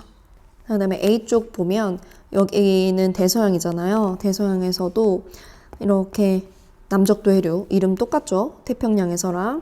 그 다음에 이렇게 브라질 해류, 그 다음에 남극순환 해류, A에서는 벵겔라 해류가 흐르게 돼요. 근데 이 해류의 이름은 모를지라도 우리가 방향은 알 수 있죠. 이 남반구에서는 지금 시계 반대 방향으로 표층 해류의 아열대 순환이 만들어지고 있으니까. 그럼 이 정도로 그려놓고 이제 보기를 봅시다. 자, 기억. 이 평년 바람 분포는 우리가 찾기로 북반구가 겨울인 1월에 해당이 됩니다. 기억 맞고. 자, 니은 A와 B의 표층해류는 모두 고위도 방향으로 흐른대요. 지금 A에서는 고위도에서 저위도 방향으로 흐르는, 고위도에서 저위도로 흐르니까 한류가 흐르고 있는 거고요. B에서는 지금 보면 저위도에서 고위도 방향으로 흐르는 난류인 거예요. 둘 다 고위도 방향으로 흐르는 건 아니죠. 니은 틀렸고. 디귿. C에서는 대기 대순환에 의해 표층해류가 수렴한대요. 여러분 지금 C가 적도고요. C를 기준으로 또 확대해서 보면 C를 기준으로 위쪽에 부는 바람, 그리고 아래쪽에 부는 바람의 방향이 이렇게 보이거든요. 그러니까 여기다가 제가 다시 그려보면 이렇게 적도가 있으면 그 위쪽에 북동무역풍이 부는 거고 그 아래쪽에 남동무역풍이 불게 되는 거예요. 그럼 이거는 이제 바람이란 말이에요. 그럼 표층해수의 이동을 그리면 표층해수는 에크만 수송에 의해서 바람 방향의 90도로 생기게 되잖아요. 근데 북반구의 경우는 바람 방향의 오른쪽 90도로 에크만 수송이, 남반구는 왼쪽 90도로 생기면서 표층 그 해수가 적도에서는 빠지는 거예요. 그러니까 표층 해수가 빠지는 거니까 발산이 일어나는 거고, 그럼 그 부족한 표층 해수를 채우기 위해서 심층수가 훅 올라오는 용승이 일어나게 되는 거죠. 그래서 이 용승을 우리가 적도 용승이라고 하잖아요. C에서는 표층 해수가 수렴이 아니고 발산하면서 용승이 일어난다라고 해야겠죠. 그래서 디귿 보기 틀렸고 정답은 1번입니다. 자, 그 다음에 이제 15번 볼게요. 15번. 그림은 어느 해양판에 고지자기 분포와 지점 A, B의 연령을 나타냈고 해양판의 이동 속도와 해저 퇴적물이 쌓이는 속도는 일정하고요. 현재 해양판의 이동 방향은 남쪽과 북쪽 중 하나래요. 여기서 지금 왼쪽이 남쪽이고 오른쪽이 북쪽인데 해양판은 남쪽으로 이동하거나 혹은 북쪽으로 이동하거나 둘 중 하나라고 합니다. 그리고 여기 지금 섭입대가 나타나는 걸 보아 왼쪽의 해양판과 오른쪽의 대륙판이 서로 가까워지고 있는 거죠. 그 다음에 여기 고지자기 줄무늬가 있어요. 정자긋기를 검은색으로, 역자긋기를 흰색으로 나타냈습니다. 자, 그러면 우리가 사실 이제 고지자기 줄무늬가 나오면 해령이 생각이 나요. 해저 확장설의 증거로서 해령을 기준으로 고지자기 줄무늬가 대칭적이다. 이게 바로 생각이 나는데 제가 여기에서 우리 해령을 한번 찾아볼까요? 해령을 찾으려면 지금 어느 지점을 기준으로 고지자기 줄무늬가 대칭인지를 찾아야 되는 거거든요. 근데 아무리 봐도 어느 지점을 기준으로 고지자기 줄무늬가 대칭인 곳이 없어. 그 말은 뭐야? 여기 해령이 없다는 거예요. 선생님, 해령이 없을 수도 있어요? 없을 수도 있지. 이 그림상에 해령 안 나왔을 수도 있는 거예요. 그러니까 고지자기 줄무늬가 제멋대로 있는 거죠. 그 다음에 이제 A와 B의 나이가 나와 있는데 나이를 보니까 나이는 A랑 B 중에 A가 더 나이가 많아요 라는 걸 알 수 있어요. 자, 요 정도 해석을 하고 기억부터 일단 보기를 봅시다. 자, 기억. A와 B 사이에 해령이 없다고요. 고지자기 줄무늬가 대칭적으로 나타나는 지점이 없으니까 기억 보기 틀린 거예요. 자, 근데 니은 해저 퇴적물의 두께는 A가 B보다 두껍대. 여기서 퇴적물이 쌓이는 속도가 일정하다고 했으니까 그냥 해양판이 만들어지고 해양 지각이 만들어지고 시간이 많이 지날수록, 즉 나이가 많을수록 퇴적물의 두께가 두꺼운 거거든요. 그럼 퇴적물의 두께는 나이가 많은 A가 B보다 두꺼운 거죠. 그러니까 니은 보기 맞는 거야. 자, 그 다음 디귿. 현재 A의 이동 방향은 남쪽이래. A의 이동 방향이 남쪽인지 북쪽인지 생각해 봅시다. 일단 요 해양판에 해령이 없다고 했으니까 요 해양판은 그냥 하나의 해양판인 거예요. 여기 나와 있는 A와 B가 한 판 안에 들어있다고 생각하는 거예요. 그럼 이 해양판이 이동하는 방향의 경우의 수를 한번 봅시다. 우리 지금 왼쪽에 해양판이 있고 오른쪽에 대륙판이 이렇게 있어요. 근데 문제에서 조건으로 이런 조건이 보여요.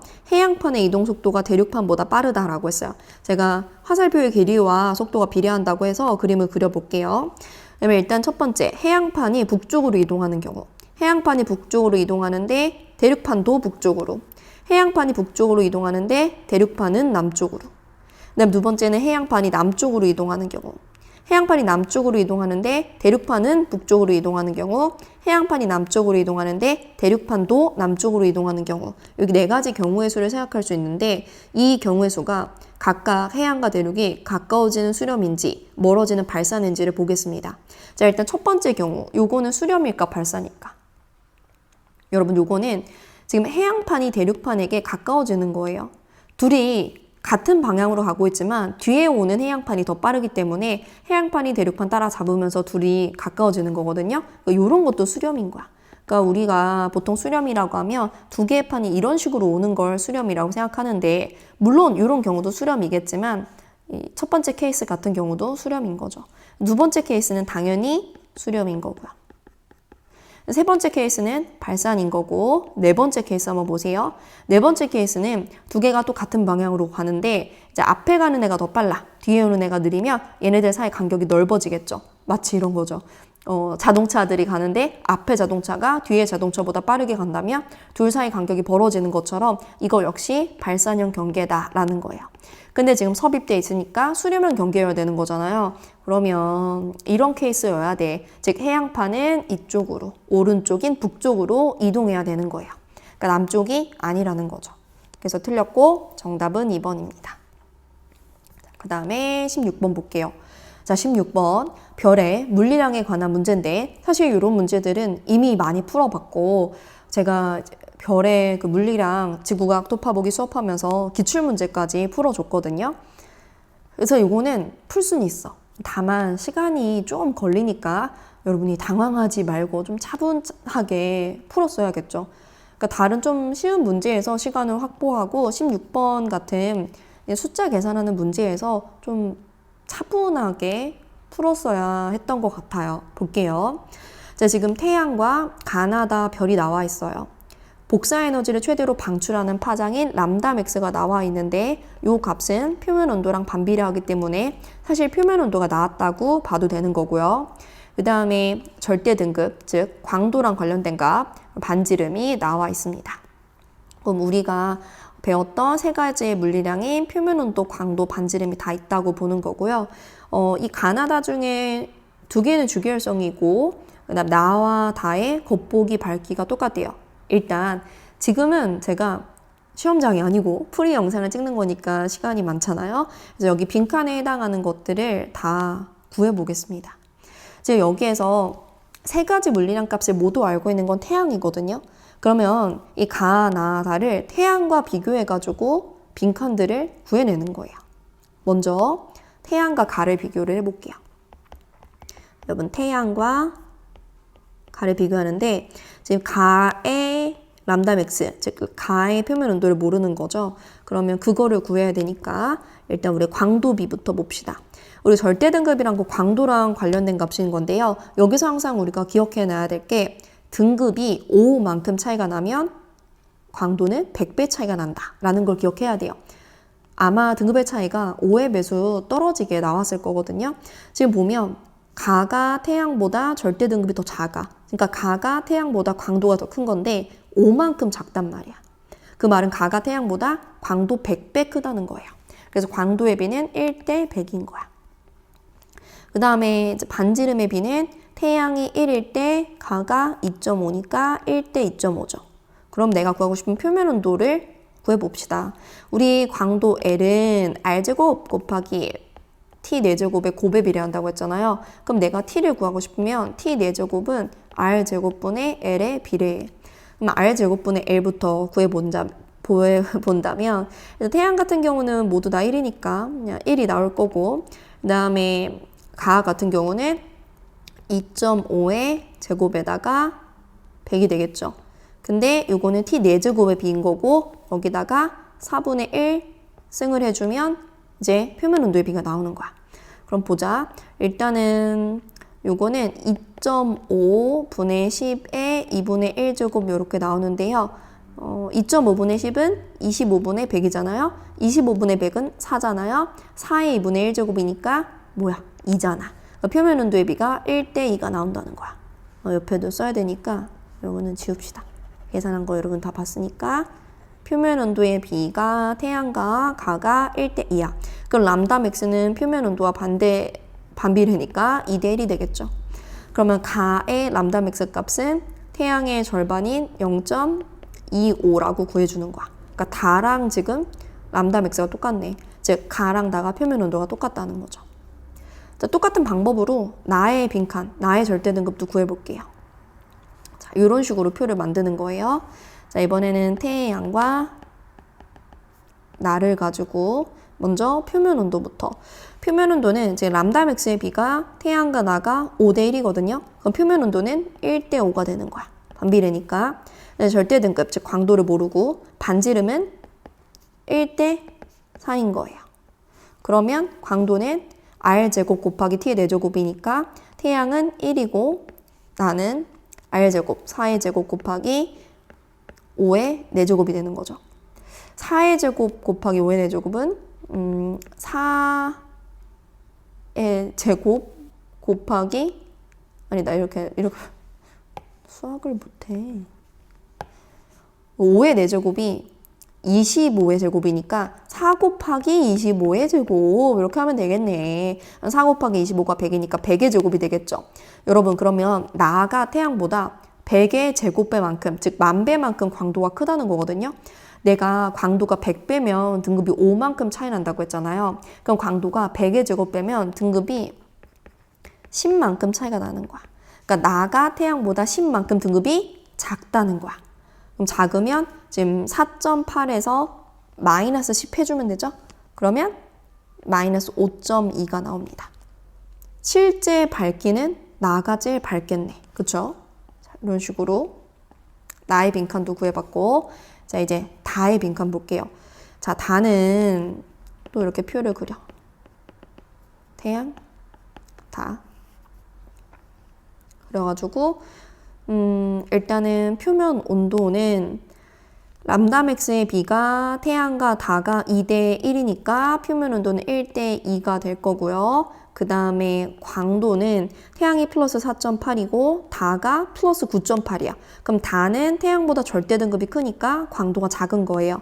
근데 등급이 지금 5만큼 크니까 광도는 태양이 다보다 100배 더 큰 거죠. 100대 1 이렇게 되고 그 다음에 우리가 반지름 구해봅시다. R제곱은 T 4제곱분의 L에 비례하니까 태양은 T 4제곱 1이죠. 분의 L 100이 되고요. 그 다음에 다 같은 경우는 T 4제곱이 16 분의 L이 1이 돼요. 그럼 R은 여기다가 루트 취해주면 되니까 10대 4분의 1이야. 좀 간단하게 만들어주면 지금 태양의 반지름을 1로 했을 때니까 요거를 태양을 1로 바꿔줍시다. 그러면 1대 40분의 1이 되겠죠. 그러면 다의 반지름이 40분의 1 이렇게 되는 거예요. 이렇게 빈칸을 다 구했으니까 이 정도 하고 이제 보기를 봅시다. 자, 기억. 동그라미 기억은 0.125가 아니고 0.25예요. 틀렸고요. 자, 니은. 중심액에서 CNO 순환 반응에 의한 에너지 생성량분의 PP 반응에 의한 에너지 생성량은 나가 태양보다 작대. 일단은 문제에서 지금 가나다 중에 2개가 주계열성이다라는 조건이 있거든요. 그러면 누가 주계열성인지부터를 먼저 찾아봅시다. 왜냐하면 CNO와 PP 반응이란 게 수소핵융합 반응의 종류인데 우리가 이렇게 수소핵융합 반응 종류 배웠던 게 수소핵융합 반응을 주요 에너지 원으로 하는 주계열 단계에서 배웠던 거잖아요. 누가 주계열인지부터 찾아야 될 것 같아. 이거를 다 지우고 제가 HR도를 한번 그려볼게요. HR도의 가로축이 표면 온도고 왼쪽으로 갈수록 크죠. 그 다음에 HR도의 세로축이 광도인데 제가 여긴 절대 등급이 나와 있으니까 절대 등급으로 해보겠습니다. 그 위로 갈수록 절대 등급은 작은 거죠. 그러면 절대 등급을 여기 0이라고 하고 여기를 플러스 5라고 하고 여기를 마이너스 5라고 해볼게요. 그럼 태양은 지금 절대 등급이 플러스 4.8이야. 거의 플러스 5에 가깝고요. 그리고 태양의 표면 온도는 우리가 약 5800켈빈이라고 알고 있으니까 여기다가 5800켈빈 표시를 해볼게요. 그럼 이게 뭐야? 이게 바로 우리 태양이야. 근데 우리는 태양이 주계열성이란 걸 알고 있어요. 그럼 요 점을 지나면서 왼쪽 위에서 오른쪽 아래를 향하는 띠 모양으로 주계열이 그려지겠죠. 그리고 이제 가나 다를 표현을 할 건데 여러분 가랑 다는 람다 맥스가 똑같다. 즉 가랑 다는 표면 온도가 똑같아. 근데 그 표면 온도가 태양보다는 더 높죠. 태양이 2배거든요. 그러면 여러분 한 요 정도를 우리가 가랑 다의 표면 온도라고 해봅시다. 이게 가랑 다의 표면 온도인데 가랑 다는 절대 등급이 다르다는 거지. 가 같은 경우는 절대 등급이 마이너스 0.2니까 0보다 조금 위에, 요게 바로 가가 될 거고, 다 같은 경우는 절대 등급이 플러스 9.8이면 플러스 5보다 더 아래쪽이죠. 이 정도의 우리가 다를 그릴 수가 있어요. 주계열성 후보에서 탈락된 녀석이 보이죠? 다는 주계열성이 될 수 없습니다. 자, 그러면 지금 이렇게 가와 태양을 지나는 요게 바로 주계열이 되는 거예요. 아, 요게 주계열이구나. 그리고 나도 한번 표시를 해볼게요. 나는 람다 맥스가 지금 가, 다보다도 작으니까 표면 온도는 가, 다보다 높다는 거거든요. 이 정도가 이제 나의 표면 온도라고 해봅시다. 그러면서 절대 등급이 마이너스 5.2면 마이너스 5보다 좀 더 위쪽이니까 대략 한 이렇게 그려볼까요? 요게 이제 나의 위치라고 볼 수 있는 거죠. 그러면 여러분 지금 태양, 가, 나 요 세 개가 모두 주계열성이니까 우리 주계열성 같은 경우는 HR도에서 왼쪽 위로 갈수록 표면 온도가 높아지고 그리고 광도가 커지고 뿐만 아니라 질량도 커지고 반지름도 커진다. 반대 경향이 하나 있는데 그게 바로 수명 혹은 주계열에 머무르는 기간은 짧아진다. 이런 것도 비교할 수 있는 거죠. 자, 그럼 이제 니은 다시 볼게요. CNO 순환 반응에 의한 에너지 생성량분의 PP 반응에 의한 에너지 생성량인데 그거를 우리가 나와 태양에서 비교하는 거거든. 근데 이거 두 개 모두 주계열성이란 말이야. 근데 우리가 주계열성에서 질량이 크면 CNO 순환 반응이 더 우세하고 질량이 작으면 태양 정도면 PP 반응이 더 우세하다는 거 배웠잖아요. 그러면 지금 태양은 CNO 순환 반응도 일어나지만 PP가 더 우세하고 그리고 나는 PP 반응도 일어나지만 CNO 순환 반응이 더 우세한 거거든요. 그러면 CNO분의 PP 요 비율은 나는 어때요? 작게 되는 거죠. 그러니까 나가 태양보다 작은 게 맞습니다. 그래서 니은복이 맞는 거고 자 이제 디귿 지구로부터의 거리는 나가 다의 1000배래요. 봅시다. 우리가 지금 나와 다의 지구에서 거리를 보는 건데 우리가 또 안 쓴 조건이 있어. 항상 주어진 어떤 자료나 그림, 표 위에 있는 그 글도 잘 봐야 되거든요. 여기 이런 조건이 있어요. 나와 나의 겉보기 밝기가 똑같대. 즉 우리 지구에서 관측되는 밝기가 똑같다는 거예요. 근데 여러분 우리 지구에서 관측되는 밝기는 물론 실제 밝기가 밝을수록 관측도 밝게 되겠지만 누구도 영향을 줘? 거리도 영향을 준단 말이야. 근데 우리가 밝기와 거리 사이에 이런 관계를 알고 있지.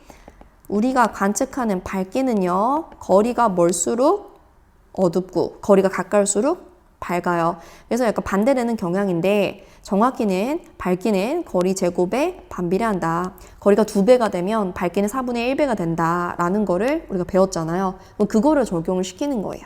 이제 거리를 물어봤으니까 일단 나랑 다의 실제 밝기를 보면 나가 마이너스 5.2등급이고 다가 플러스 9.8등급이거든요. 그러면 나가 다보다 절대 등급이 15만큼 더 작은 거야. 등급이 15만큼 차이가 난다는 거는 등급이 5 차이 날 때 밝기가 100배 차이 났잖아요. 그러면 15 차이가 날 때는 100의 세제곱배만큼 차이가 난다는 거야. 무슨 말이냐면 광도의 비를 따져보면 나가 다보다 100의 세제곱배만큼 크다는 거예요. 그러면 보세요. 얘네들의 겉보기 밝기를 내가 써보면 나 같은 경우는 실제 밝기, 즉 광도 100의 세제곱에다가 나의 거리, D나라고 쓸게요. 제곱 분의 1을 곱한 거랑 그 다음에 다의 실제 밝기, 1에 해당하니까 1 곱하기 그 다음에 다의 밝기라고 해야 되죠? 제가 방금 나라고 했나요? 다. 그 다음에 다의 거리를 D, 다의 제곱분의 1. 요게 얘네들의 겉보기 밝기, 즉 지구에서 관측되는 밝기거든요. 근데 그 두 개가 같다면서요. 그럼 요걸로 식을 세어보면 D, 다 분의 D, 나의 제곱이 100의 세제곱이야. 그러면 제곱을 떼봅시다. 제곱을 떼면 100의 세제곱은 100이 10의 제곱이잖아요. 세제곱인데 제곱을 떼는 거니까 10의 세제곱이 되겠죠? 그래서 1000이 되는 거예요. 1000. 그러면 나가 다보다 더 먼데 1000배만큼 더 먼 거죠.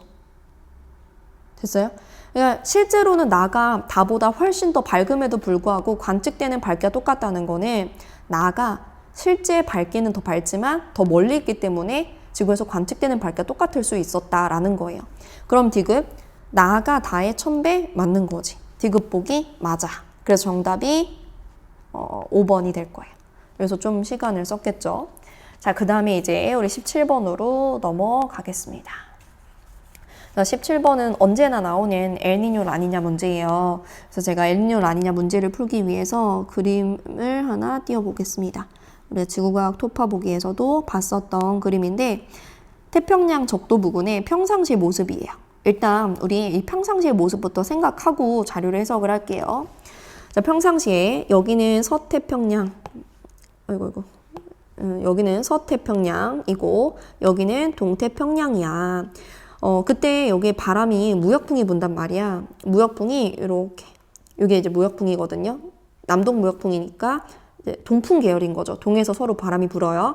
그럼 그에 따라 남적도 해류가 동에서 서로 흐르게 되는 거고, 그러면 동쪽에 표층에서 부족하니까 심층수 올라오는 용승이 일어나게 되는 거고, 용승에 따라 동태평양에 수온이 낮아지게 되는 거고, 수온이 낮아지니까 그 위에 기온도 낮아져가지고 하강기류가 생기고요. 하강기류면 날씨가 맑아요. 비가 잘 안 오는 건조한 곳이고, 그리고 기압으로는 고기압이 되는 거죠. 그다음에 서태평양은 얘는 동쪽에 비해서 따뜻하니까 상승기류 있고요. 상승하다 보면 구름 생기고 비 와서 흐리고 비가 많이 오는 곳이에요. 그리고 여기는 상승기류 있으니까 기압으로는 저기압이다. 이게 평소의 모습인 거지. 자, 이 정도 해석하고 자료로 넘어가 볼게요. 자, 그림 가는 태평양 적도 부근 해역에서 관측한 바람의 동서방향 풍속 편차래. 항상 엘니뇨 라니냐 문제는 자료가 나왔을 때 그 자료를 해석해서 이 시기가 엘니뇨인지 라니냐인지 그것만 잘 찾아내면 되는 거잖아요. 지금 여기서 나온 자료는 바람의 동서방향 풍속 편차래. 그리고 나는 A와 B 중 어느 한 시기에 관측된 20도 등수운선의 깊이 편차래. 그리고 A와 B는 각각 엘니뇨와 라니냐 시기고 플러스는 서풍, 마이너스는 동풍이래. 자, 그러면 우리가 가부터 해석을 해볼 건데요. 원래 평소에는 무슨 풍이 불어요? 원래 평소에는 지금 동풍이 불어요. 동풍. 그럼 여기 지금 편차가 나왔는데 마이너스가 동풍이래요. 편차가 마이너스가 된다는 건 동풍이 더 강해진다. 즉 무역풍이 더 강해진다. 라니냐거든요. 그러면 A 시기와 B 시기에서 지금 편차가 마이너스, 좀 하얀색, 연한색으로 보이는 게 B잖아요. 그럼 B가 뭐야? B가 무역풍이 더 강해진 라니냐인 거야. 그리고 A는 지금 플러스, 진한색이잖아요. 그럼 얘는 서풍이다. 그 말은 즉 동풍이 약해졌다는 거거든요. 그러니까 무역풍이 약해진 거니까 우리 A가 엘니뇨가 되겠죠. 일단 A, B 시기를 이렇게 찾아주는 거야. 그리고 이제 나를 보는 거예요. 나가 A, B 중 어느 한 시기라고 했으니까 나도 엘니뇨 아니면 라니냐.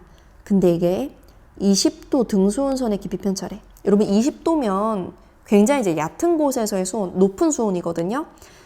그러니까 얕은 곳에서의 그 높은 수온이 나타나는 깊이가 지금 동태평양 보니까 다 플러스 값이에요. 그 말은 20도 등수온선이 더 깊은 곳에서, 평소보다 더 깊은 곳에서 나타난다라는 건 표층 수온이 더 높아졌다는 거예요. 그 말은 이 나 시기는 동태평양의 표층 수온이 평상시보다 높아졌을 때니까 엘니뇨 시기인 거고 A, B 중에서는 A에 해당이 되는 거예요. 그럼 이제 기억부터 봅시다. 기억. 나는 A 시기죠. 기억 틀렸고. 니은 동태평양 적도 부근 해역에서 해수면 높이는 B가 평년보다 낮다라고 했어. 동태평양에서의 해수면 높이를 물어볼 줄 알고 제가 이 그림도 가지고 왔죠. 이건 평상시입니다. 평상시 남적도 해류에 의해서 서태평양이 동태평양보다 해수면 높이가 더 높아요. 그리고 이 따뜻한 해수에서 찬 해수로 바뀌는 경계를 우리가 수온 약층이라고 하잖아요. 수온 약층은 시작되는 그 깊이가 동태평양이 서태평양보다 더 얕아요. 이게 평소의 모습인데 B가 지금 어떤 식이냐면 라니냐거든요. 평소보다 더 이 경사가 가파라지는 거예요. 안 그래도 서태평양은 원래 해수면 높이가 높고 동태평양은 낮았는데 B 시기, 즉 라니냐 시기엔 더 이렇게 되거든요. 동태평양의 해수면 높이 평소보다 더 낮아지게 되는 거예요. B가 평년보다 낮다고 했으니까 니은북이 맞게 되는 거지. 자, 그 다음에 이제 디귿 보겠습니다. 적도 부근에 동태평양 해면기압 마이너스 서태평양 해면기압 값은 A가 B보다 크다. 원래 평소에는 서태평양이 저기압이고 동태평양이 고기압이라고 했잖아요. 근데 뭐 A, B 두 시기를 비교했을 때 이 B, 라니냐 시기를 볼까요? 라니냐는 평소의 모습이 강화되는 거니까 동태평양은 원래 고기압인데 더 고기압, 더 기압이 높아지는 거고 서태평양 원래 저기압인데 더 저기압, 더 기압이 낮아지는 거죠. 그러면 B 시기에는 요 값이 더 커지게 되는 거죠. 그 엘니뇨 시기에는 요 값이 따져보면 더 작아지는 거죠. 그러면 A가 B보다 큰 게 아니고 B가 더 커요. 그래서 디귿 틀렸고 정답은 2번이 됩니다. 됐죠? 자, 이렇게 17번 엘니뇨와 라니냐 풀어봤고요. 이제 우리 18번으로 넘어가겠습니다. 자, 18번. 표가는 외부 은하 A와 B의 스펙트럼 관측 결과고요. 그리고 나는 우주 구성 요소의 상대적 비율을 T1 그리고 T2 시기에 따라 나타낸 거라고 합니다. T1, T2는 A, B의 빛이 출발한 시기 중에 하나고요. 그리고 스몰 a, b, c는 보통물질, 암흑물질, 암흑에너지 중에 하나래요. 자, 일단 우리 가에 있는 표를 보니까 은하 A와 은하 B의 기준 파장, 그러니까 람다 제로와 관측 파장이 나와 있어요. 보면 이제 관측 파장이 기준 파장보다 더 긴 거를 볼 수 있죠. 이걸 통해서 우리는 관측 파장이 기준 파장보다 더 길어졌네. 아, 이거 적색편이구나. 즉, 은하들이 뭐 하는구나? 후퇴하는구나. 그러면 내가 이걸 가지고 후퇴 속도를 구할 수 있겠구나. 후퇴 속도부터 구해놔야겠죠. 먼저 A의 후퇴 속도, VA 구해봅시다. 후퇴 속도 V는요. 람다 제로분의 델타 람다 곱하기 빛의 속도 C 이렇게 구하잖아요. 그러니까 A는 지금 기준 파장이 120분의 관측 파장 132니까 12만큼 증가한 거죠. 12 곱하기 빛의 속도 3 곱하기 10의 5제곱 되는 거야. 그럼 칙칙 없어지고 칙칙 10의 4제곱 되니까 3,0000 킬로미터 퍼 세크. 이게 바로 A의 후퇴 속도인 거고 B도 똑같은 방법으로 구해볼게요. 자, VB는 람다 제로가 150이네. 150분의 그 다음에 관측 파장은 지금 600에서 150을 빼니까 450이죠. 450 곱하기 빛의 속도 3 곱하기 10의 5제곱. 그건 여기 나와 있습니다. 해주면 요렇게 칙칙해가지고 3이 되고요. 3, 9가 되겠네요. 9 곱하기 10의 5제곱 킬로미터 퍼 세크가 됩니다. 여러분 지금 후퇴 속도가 누가 더 빠른 거예요? B가 더 빠른 거예요. 물론 후퇴 속도의 B도 몇 대 몇인지 구할 수 있겠죠. 일단은 후퇴 속도의 대소 관계는 B가 더 빠르더라. 그러면 우리가 여기서 하나 더 떠올려야 되는 게 바로 그렇지. V는 HR이라는 허블 법칙이에요. 허블 법칙에 의하면 후퇴 속도 V는 거리 R에 비례합니다. 즉 후퇴 속도가 A보다 B가 빠르다는 거는 거리가 A보다 B가 멀다는 거예요. 그러니까 B가 A보다 멀리 있는 거예요. 자, 이렇게 우리가 가를 통해 후퇴 속도와 A, B의 거리를 비교를 했어요. 그럼 이제 나를 보면 지금 T1이 먼저인지 T2가 먼저인지 그 T1과 T2의 선후 관계는 주어지지 않았고요. 이 구성 요소 세 가지의 비율이 변화하고 있는데 여러분 일단 우주가 나이가 먹을수록 시간이 지날수록 암흑 에너지 같은 경우는 그 비율이 증가하고요. 암흑 물질과 보통 물질은 비율이 감소하죠. 그러니까 암흑 물질과 보통 물질은 그 비율의 변화가 같은 경향이라는 거예요. 그러면 지금 T1이랑 T2 중에 뭐가 더 먼저인지 아직 모르지만 만약에 뭐 T1이 먼저고 T2가 나중이라 하면 A는 값이 줄어들었고 감소했고 B는 증가했고 C는 증가했어요. 그럼 일단은 B랑 C가 같은 경향으로 변한다는 거죠. 그럼 A가 뭐겠어요? 이게 바로 암흑 에너지가 되는 거예요. 그러면 이제 순서도 알 수 있는 거죠. 암흑 에너지는 점점 비율이 증가하니까 우리 T2가 더 이전이고 더 시간이 지난 게 T1이다. 이렇게 선후 관계를 알 수 있는 거야. 그럼 요거 지운 다음에 T2 다음에 T1이구나. 그러면 이제 B랑 C도 찾을 수 있는 게 우리 암흑 물질과 보통 물질 중에서는 항상 암흑 물질이 보통 물질보다는 비율이 더 크니까요. 지금 B가 암흑 물질이 되는 거고 C가 보통 물질이 되는 거예요. 이렇게 우리가 T1, T2 선후 관계와 스몰 a, b, c가 뭔지 찾았고요. 그러면 여기 문제에서 이런 문구가 있어요. 지금 A, B의 빛이 각각 출발한 시기 중 하나래. 뭐가? T1, T2가. 지금 A, B가 지금 같은 시기에 관측이 됐는데 실제 거리는 B가 더 멀다고 했잖아요. 그럼 여러분 그 빛이 출발한 거 누가 더 먼저 해야 되겠어요? B가 더 먼저 해야겠죠. 왜냐면 B는 더 멀리 있으니까. 생각해 보세요. 지금 나를 기준으로 봤을 때 나랑 가까운 사람이 있고 더 먼 사람이 있어요. 그 가까운 사람과 먼 사람이 던진 공을 내가 봤는데 동시에 받았어. 그러면 더 멀리 있는 사람이 공을 더 먼저 던졌어야지 그 공이 동시에 나에게 올 수 있는 거겠죠.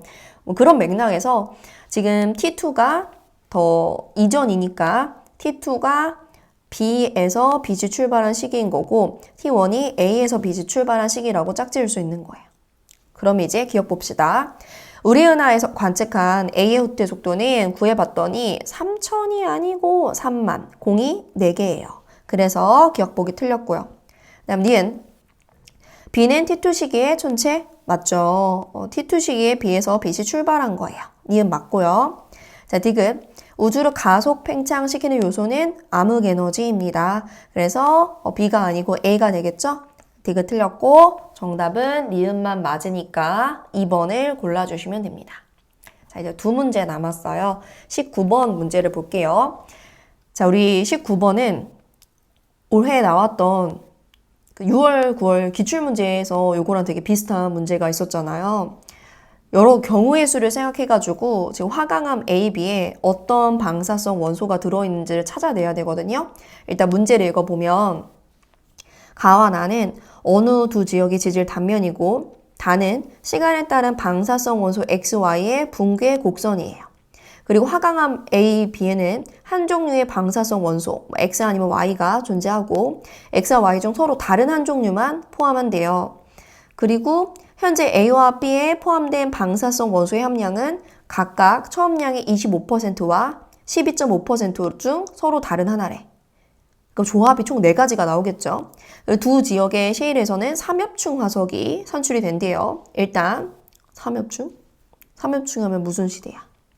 삼엽충은 고생대야. 고생대면 5.4억 년 전부터 2.5억 년 전까지의 기간을 우리가 고생대라고 해요. 근데 가와 나를 볼게요. 지금 가를 보니까 화강암 안에 셰일이 들어가 있거든요. 화강암 안에 셰일이 있다는 거는 누가 더 먼저였다는 거야. 그치? 셰일이 원래 배경에 있었던 거고 화강암을 만든 마그마가 훅 하고 들어오면서 그 셰일의 조각들이 그 마그마 속으로 쏙쏙 포획된 거거든요. 이거 포획암인 거예요. 그럼 여기서의 선후 관계는 가에서는 셰일이 먼저 있었고 그 다음에 화강암 A라는 거죠. 그 다음에 나를 보면 나에서는 지금 화강암 B의 조각이 위에 이렇게 있어요. 그리고 그 위에 셰일이 있거든요. 그럼 요거는 우리가 어떻게 해석하는 거예요? 화강암 B가 먼저 만들어지고 이 화강암 B의 조각들이 풍화침식 받아가지고 이렇게 동글동글 있는 거고 그 위에 셰일이 추가로 퇴적이 된 거예요. 그러니까 얘는 화강암이 더 먼저라는 거죠. 화강암 B 그 다음에 셰일이란 거야. 그러면 우리가 화강암 A와 B의 나이를 어느 정도 좀 범위를 좁힐 수가 있는 게 보세요. 일단 셰일이 정확히 나이가 몇 살인지는 모르더라도 고생대에 퇴적이 된 거잖아요. 그럼 뭐 5.4억 년 전에서 2.5억 년 전까지 그 기간 중에 셰일이 만들어진 거예요.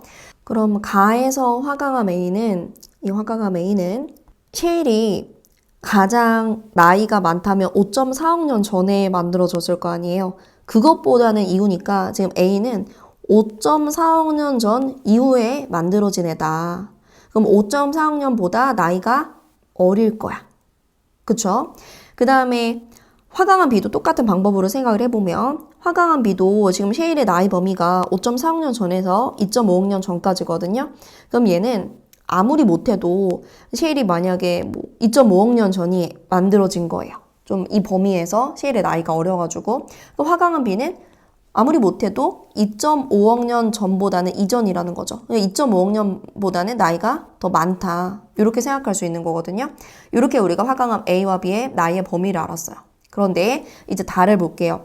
달을 보고 우리는 방사성 원소 X와 Y의 반감기를 읽을 수 있거든요.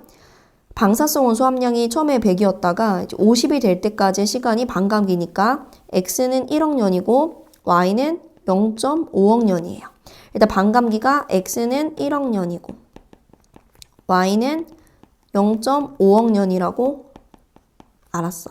그러면 지금 경우의 수가 화강암 A의 X가 들고 화강암 B의 Y가 들을 수도 있고 화강암 A의 Y가 들고 화강암 B의 X가 들었을 수도 있는 거야. 그런데 여기서 뭐라고 했냐면 A와 B에 포함된 방사성 원소의 함량이 처음량의 25% 혹은 12.5% 중 서로 다른 하나다 라고 했거든요. 그럼 여러분 25%라는 거는 반감기가 몇 번 지난 거예요? 한 번 지나면 50%고 한 번 더 지나면 25%인 거죠. 그러면 25%라는 건 반감기가 두 번 지났다는 거야. 그리고 12.5%는 25%의 절반이죠. 그럼 얘는 반감기가 세 번 지났다는 거야. 그러면 A랑 B가 그 안에 들어있는 방사성 원소가 반감기가 두 번 지났거나 아니면 세 번이 지난 거죠. 그럼 여기서 또 경우의 수를 이렇게 만들 수 있는 게 A의 X가 들었을 때 X가 이제 반감기 2회 지나고 B에 있는 Y가 3회 지난 경우도 있을 거고 또 A에 X 들어있고 B에 Y 들어있는 건 똑같은데 X가 반감기 3회 지났고 Y가 2회 지난 경우에도 있을 거예요. 마찬가지로 아래도 A에 들은 Y가 2회 지나고 B에 들은 X가 3회 지나고 그리고 또 A에 Y가 들었는데 걔가 3회가 지났고 B에 X가 들었는데 걔가 2회가 지났다. 이렇게 네 가지 경우의 수를 만들고 이 A와 B의 나이를 구해보는 거죠. 구하는 거는 지금 뭐 첫 번째 케이스 볼까요? A에 X가 들었는데 반감기가 두 번 지났대. X는 반감기가 1억 년인데 그게 두 번 지났으면 나이가 2억 살이야. 2억 살. 2억 이렇게만 쓸게요. 그 다음에 B에 Y가 들었는데 반감기가 세 번 지났대. Y는 반감기가 0.5억 년이니까 세 번 지났으면 나이가 1.5억 년인 거죠. 됐죠? 다 나이부터 구해볼게요. 자, 그 다음에 A에 X로 들었는데 3회면 나이가 3억인 거고 Y가 두 번이면 나이가 1억인 거고 A에 Y 들었는데 두 번 지났으면 1억인 거고 그 다음에 X가 3회이면은 얘는 3억인 거야. Y가 3회면 1.5억인 거고 X가 2회면 2억인 거야. 그럼 보자. 일단은 우리 화강암 A 같은 경우는 5.4억 년보다는 나이가 어려야 된다고 했잖아요. 다 어립니다. 5.4억 년보다 나이가 많은 건 없어요. 그 화강암 B를 볼게요. 화강암 B는 2.5억 년보다는 나이가 많아야 된다고 했잖아요. 그쵸? 그러면 2.5억 년보다 나이가 어린 거 있나? 지금 B가 1.5니까 탈락. B가 1억이니까 탈락, B가 2억이니까 탈락하고 얘만 만족을 하는 거죠. 우리가 만들어 놓은 조건에. 그러니까 A에는 Y가 들었고 Y는 반감기 두 번 지났고 그래서 화강암 A의 나이는 1억 살이고 그 다음에 B에는 X가 들었고 반감기 세 번 지났고 그래서 화강암 B의 나이는 3억 살이다. 이렇게 우리가 만들 수 있는 거죠. 되셨죠? 자, 그럼 이제 우리 기억부터 봅시다. 자, 기억. 가에서는 관입이 나타났대요. 즉, 가에서는 기존에 셰일이 있었고 거기에 화강암 A를 만드는 마그마가 후욱 하고 들어온 거니까 우리가 그걸 관입이라고 하죠. 그래서 관입의 경우는 이렇게 포획감이라는 특징이 있는 거죠. 기억보기 맞아요. 그리고 뭐 셰일이랑 이렇게 접하는 부분 변성도 됐겠죠. 그다음 니은 B에 포함되어 있는 방사성 원소는 X입니다. 맞고요. 자, 디귿. 현재 함량으로부터 1억 년 후에 B에 포함된 방사성 원소 함량분의 A에 포함된 방사성 원소 함량은 1이래요. 자, 일단 현재로부터 1억 년이 지났다는 건 무슨 말이야? X 같은 경우는 반감기가 1억 년이니까 반감기가 1회 더 추가됐다라는 거고, 그 다음에 Y 같은 경우는 반감기 0.5억 년이니까 반감기가 2회 더 추가됐다. 2번 더 지났다라는 거거든요. 그럼 봅시다. 지금 B에는 이제 X가 반감기가 3회 지난 거니까 문제에 나와 있듯이 방사성 원소 함량이 12.5%거든요. 그런데 한 번을 더 추가로 지났다고 했으니까 지금 B에는 12.5%에서 절반이 될 거예요. 그리고 A를 봅시다. 자, A는 지금 반감기가 2번 지나가지고 방사성 원소의 함량이 25% 있다고 했어요. 25%가 현재 있는데 1억 년이 지나면 A에 있는 방사성 원소인 Y 같은 경우는 반감기가 2번이 더 추가되거든요. 그러면 2분의 1, 또 2분의 1 되니까 4분의 1이 되는 거예요. 그게 1억 년 후 A에 포함된 방사성 원소의 함량이야. 근데 여러분 25에 2분의 1 하면 그게 12.5 아닙니까? 그럼 얘는 12.5 곱하기 2분의 1이야. 그러니까 분자 분모 똑같은 거여서 칙칙 1이 된다는 거예요. 디귿 보기 맞는 거죠. 그럼 정답은 기억, 니은, 디귿 모두 맞으니까 5번을 골라주시면 됩니다. 됐죠? 자, 이제 마지막 20번 보겠습니다. 자, 20번. 그림은 어느 외계 행성계에서 식현상을 일으키는 행성에 의한 중심별의 상대적 밝기 변화를 일정한 시간 간격에 따라 나타냈대요. 일단 식현상 문제고, 중심별의 반지름에 대해서 행성의 반지름은 20분의 1배고, 그 다음에 행성의 중심과 중심별의 중심 사이 거리는 중심별의 반지름의 4.2배래요. 그리고 A는 식현상이 끝난 직후라고 합니다. 지금 시간에 따른 밝기 변화 그래프가 나와 있는데 행성에 의해서 별이 가려지지 않을 때 밝기가 1이라고 하면 중간중간에 이 행성에 의해서 가려지는 이런 게 식현상에 일어나는 곳인 거죠. 조건을 보니까 행성 원궤도를 따라 공전하고 T1과 T5일 때 행성의 중심과 중심별의 중심은 관측자의 시선 방향과 동일한 방향에 위치한대요. 그림으로 그려볼게요. 그 다음에 중심별의 시선 속도 변화는 행성과 공통 질량 중심에 대한 공전에 의해서만 나타나니까 다른 건 신경 쓸 필요가 없다라는 거죠. 그러면 일단 식현상이 일어나는 상황을 그려봅시다. 별의 공전 궤도와 그 다음에 행성의 공전 궤도를 그려볼게요. 자, 여러분 슉 동그라미. 자, 이게 별이 공전하는 궤도고요. 요게 행성의 궤도라고 하고요. 이게 별과 행성의 공통 질량 중심이라고 해보고요. 관측자의 시선 방향을 이 방향으로 해봅시다. 요게 이제 시선 방향이에요. 그럼 우리 식현상은 언제 일어나는 거예요? 지금 시선 방향으로 봤을 때 행성이 별을 가려야 되니까 행성이 여기 이렇게 있고 별이 여기 이렇게 있을 때 그때 식현상이 일어나거든요. 그리고 아까 행성의 중심이랑 중심별의 중심이 관측자의 화살표 시선 방향과 동일한 방향에 놓일 때 이때가 T1, T5라고 했잖아요. 그럼 요 순간이 뭐 T1 혹은 T5라고 할 수 있는 거죠. 근데 주어진 조건들을 여기다가 그림으로 그려보면 중심별의 반지름에 대해서 행성의 반지름은 20분의 1이래. 그러니까 요게 1이라면 중심별의 반지름이 1이라면 행성의 반지름은 20분의 1인 거예요. 20분의 1. 그리고 써볼까요? 얘가 1이면 얘는 20분의 1이야. 그리고 또 문제에서 뭐라고 했냐면 행성의 중심과 중심별의 중심 사이 거리가 중심별 반지름의 4.2배래요. 그러면 여기랑 여기 사이 거리, 요 빨간색, 요 거리가 지금 4.2라는 거죠. 근데 숫자가 좀 간단하지가 않으니까, 깔끔하지가 않으니까 우리가 행성의 반지름을 1로 한번 더 볼까요? 행성의 반지름을 1로 더 봅시다. 슉, 다 지우고 행성의 반지름을 1로 두면 중심별의 반지름이 20이 되는 거죠. 그리고 이 중심별의 중심과 행성의 중심 사이 거리는 4.2에다가 20을 곱하면 되니까 4.2에다가 20을 곱하면 84 나오는 거 맞죠? 이 거리가 84야. 여기서부터 여기까지 이렇게 84인 거야. 그리고 지금 요게 이제 T1일 때 제가 1이라고 그냥 쓸게요. 1이라고 쓰고 그리고 이제 시간이 지나면서 T2, T3, T4 지나가지고 T5일 때 다시 식현상이 반복이 돼요. 그러면 얘네들의 공전의 방향을 우리가 시계 반대 방향이라 해볼까요? 이렇게 시계 반대 방향으로 공전하고 있다라고 해봅시다. 그러면 얘가 요 T1과 T2 사이에 한 간격, 한 번, 두 번, 세 번, 네 번 지나서 다시 식현상 원래 위치로 되돌아오는 거니까 90도 간격이라 볼 수 있겠네요. 그러니까 중심별이 지금 여기에 있을 때가 1번이면 중심별이 여기 있을 때가 2번인 거고 여기 있을 때가 3번인 거고 여기 있을 때가 4번인 거고 다시 돌아왔을 때가 5번이 되는 거예요. 됐죠? 이 정도 해놓고 기억부터 보겠습니다.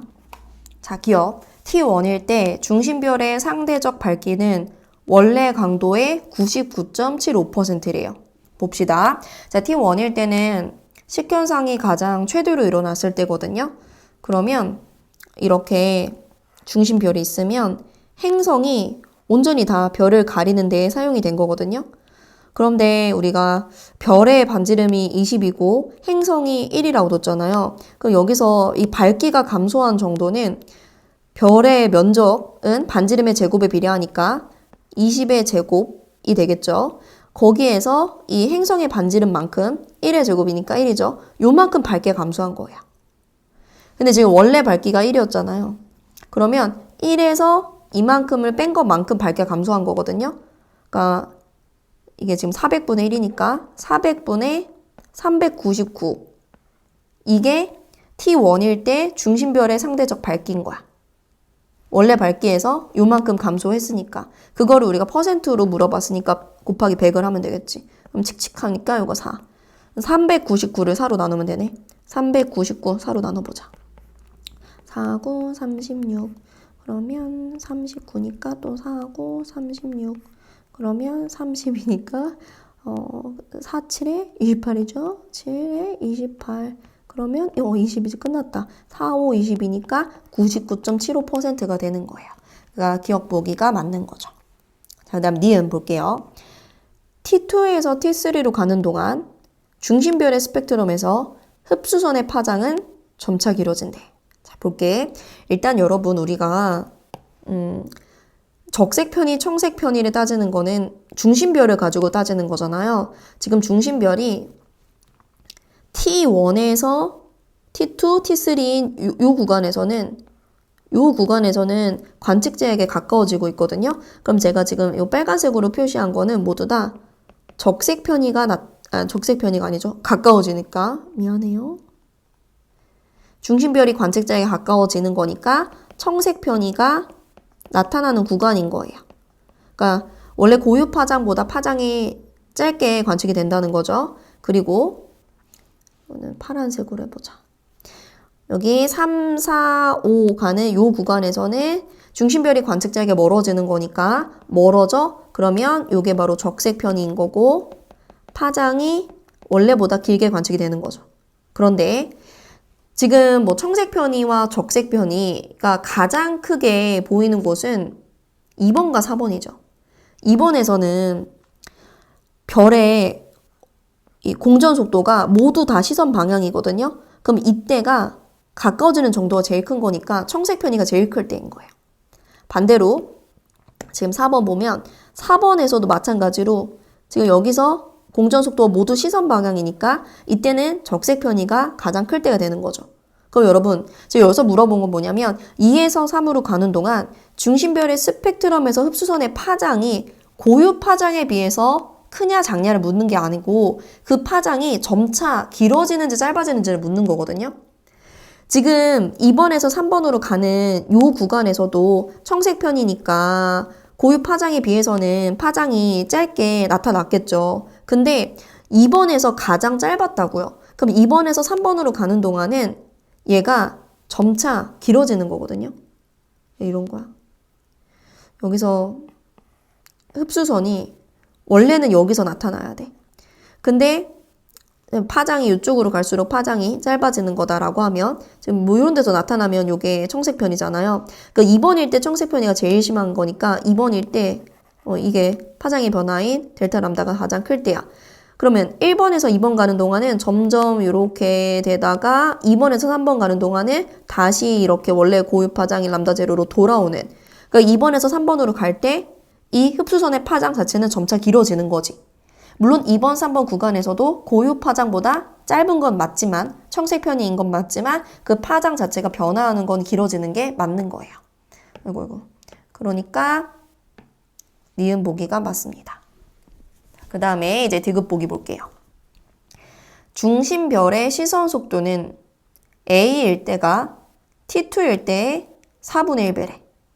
그러니까 나는 지금 A일 때와 T2일 때의 시선 속도를 비교를 해야 되는데 T2일 때는 제가 지금 2번이라고 그려놨고요. 그 다음에 A일 때는 언제냐면 식현상이 딱 끝날 때거든요. 지금 A는 식현상이 끝난 직후다라고 했잖아요.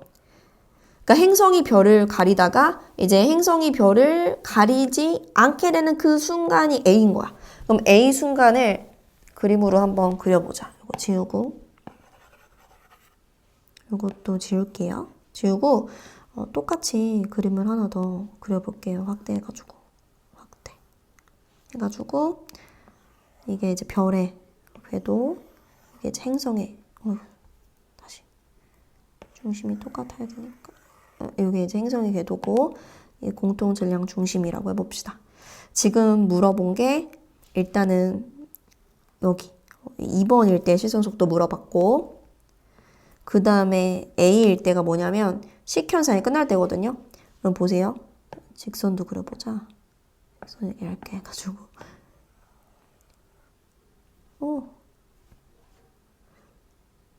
이 어플은 굿노트입니다. 자, 이게 지금 시선 방향이에요.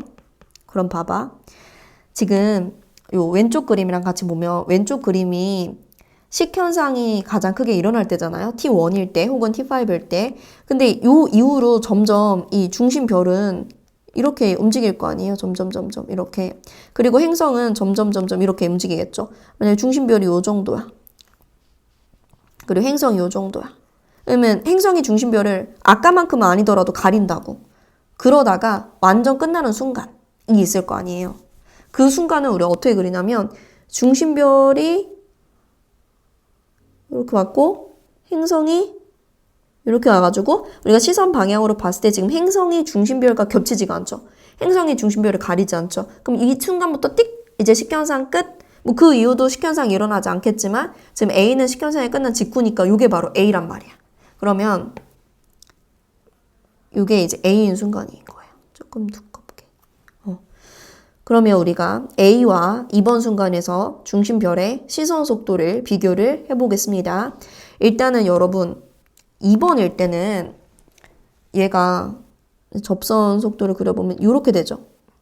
이 말은 무슨 말이냐면 이 별의 공전 속도가 모두 다 시선 방향인 거거든요.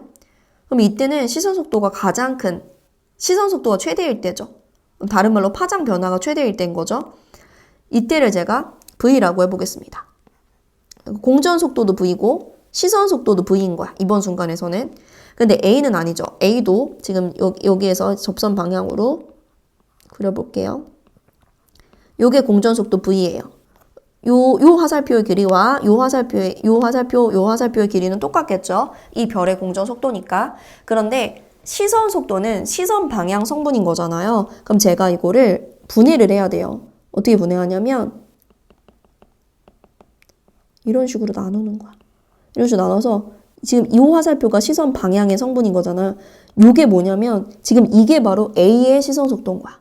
지금 제가 그린 요 조그만 화살표, 이게 A의 시선 속도인 거예요. 됐죠? 그럼 나는 사실 2번의 시선 속도가 V니까 2번의 시선 속도가 초록색. 그리고 A일 때 시선 속도가 파란색인 거지. 이해됐어요? 파란색이 A일 때 시선 속도. A일 때의 VR 시선 속도. 그 다음에 지금 초록색. 요게 2번일 때. 2번일 때의 VR. 당연히 시선 속도는 2번일 때 더 크겠죠. 근데 지금 디귿 보기가 뭐였어? A일 때가 T2일 때의 몇 배냐 이렇게 물어봤거든요. 그럼 얘네들이 얼마나 차이가 나는지를 알아야 돼. 그러면 우리가 지금 안 쓴 게 있죠. 그 안 쓴 걸 써야겠지. 안 쓴 게 뭐냐면 얘네들의 지금 반지름 길이랑 그리고 요 중심에서 요 중심까지 거리 그거 안 썼거든요. 그거를 써야 되겠습니다. 일단 여기다가 선을 그려볼게요. 중심별의 중심에서 행성의 중심까지 요 길이가 아까 84라고 했었죠. 요게 지금 84인 거야. 그리고 여기에 보면 여러분 이렇게 제가 직각삼각형을 그려볼게요. 아이고 건드리면 안 돼. 이런 식으로 지금 초록색의 직각삼각형 보이죠? 초록색 직각삼각형에서 요 길이 있잖아요. 요 길이는 지금 행성의 반지름이랑 이렇게 그대로 내려온 거니까 이게 중심별의 반지름인 거거든요. 그러니까 중심별의 반지름이랑 행성의 반지름을 더한 거예요. 그러니까 중심별이 20이었고 행성은 1이었으니까 요게 21이 되는 거예요. 요게 지금 21이고 요게 지금 84예요. 그러면 지금 여기에서 요 각도가 내가 이거 좀 더 여기 이거 좀 더 크게 그려볼까요? 이 그림을 잘 그려야 될 것 같아. 요것과 요거에 우리가 비를 알아야 되는 거야, 그쵸? 그런데 우리는 요 각도를 알면 될 것 같아. 요 각도 세타라고 해봅시다. 그게 바로 요 각도죠. 근데 여기도 이런 식으로 직각삼각형이 되는 거잖아요. 그럼 이 각도가 결국에 뭐랑 똑같겠어? 이 각도랑 똑같은 거야.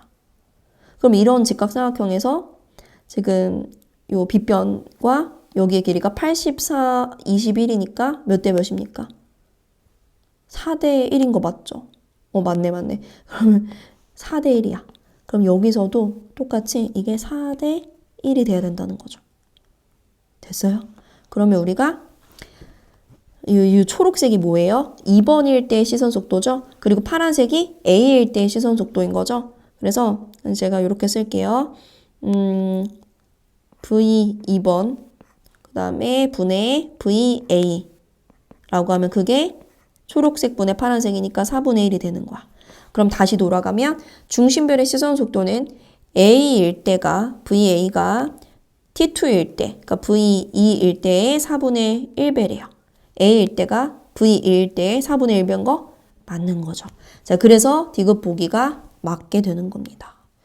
좀 어려웠을 것 같아요. 그림도 잘 그려야지 이렇게 계산하는 게 보일 거고요.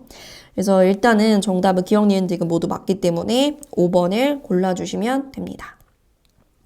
자, 이렇게 해가지고 2023학년도 지구과학 1 수능 해설 강의를 마치겠습니다. 자, 시험 본 분들 모두 고생 많으셨습니다. 여기까지 끝.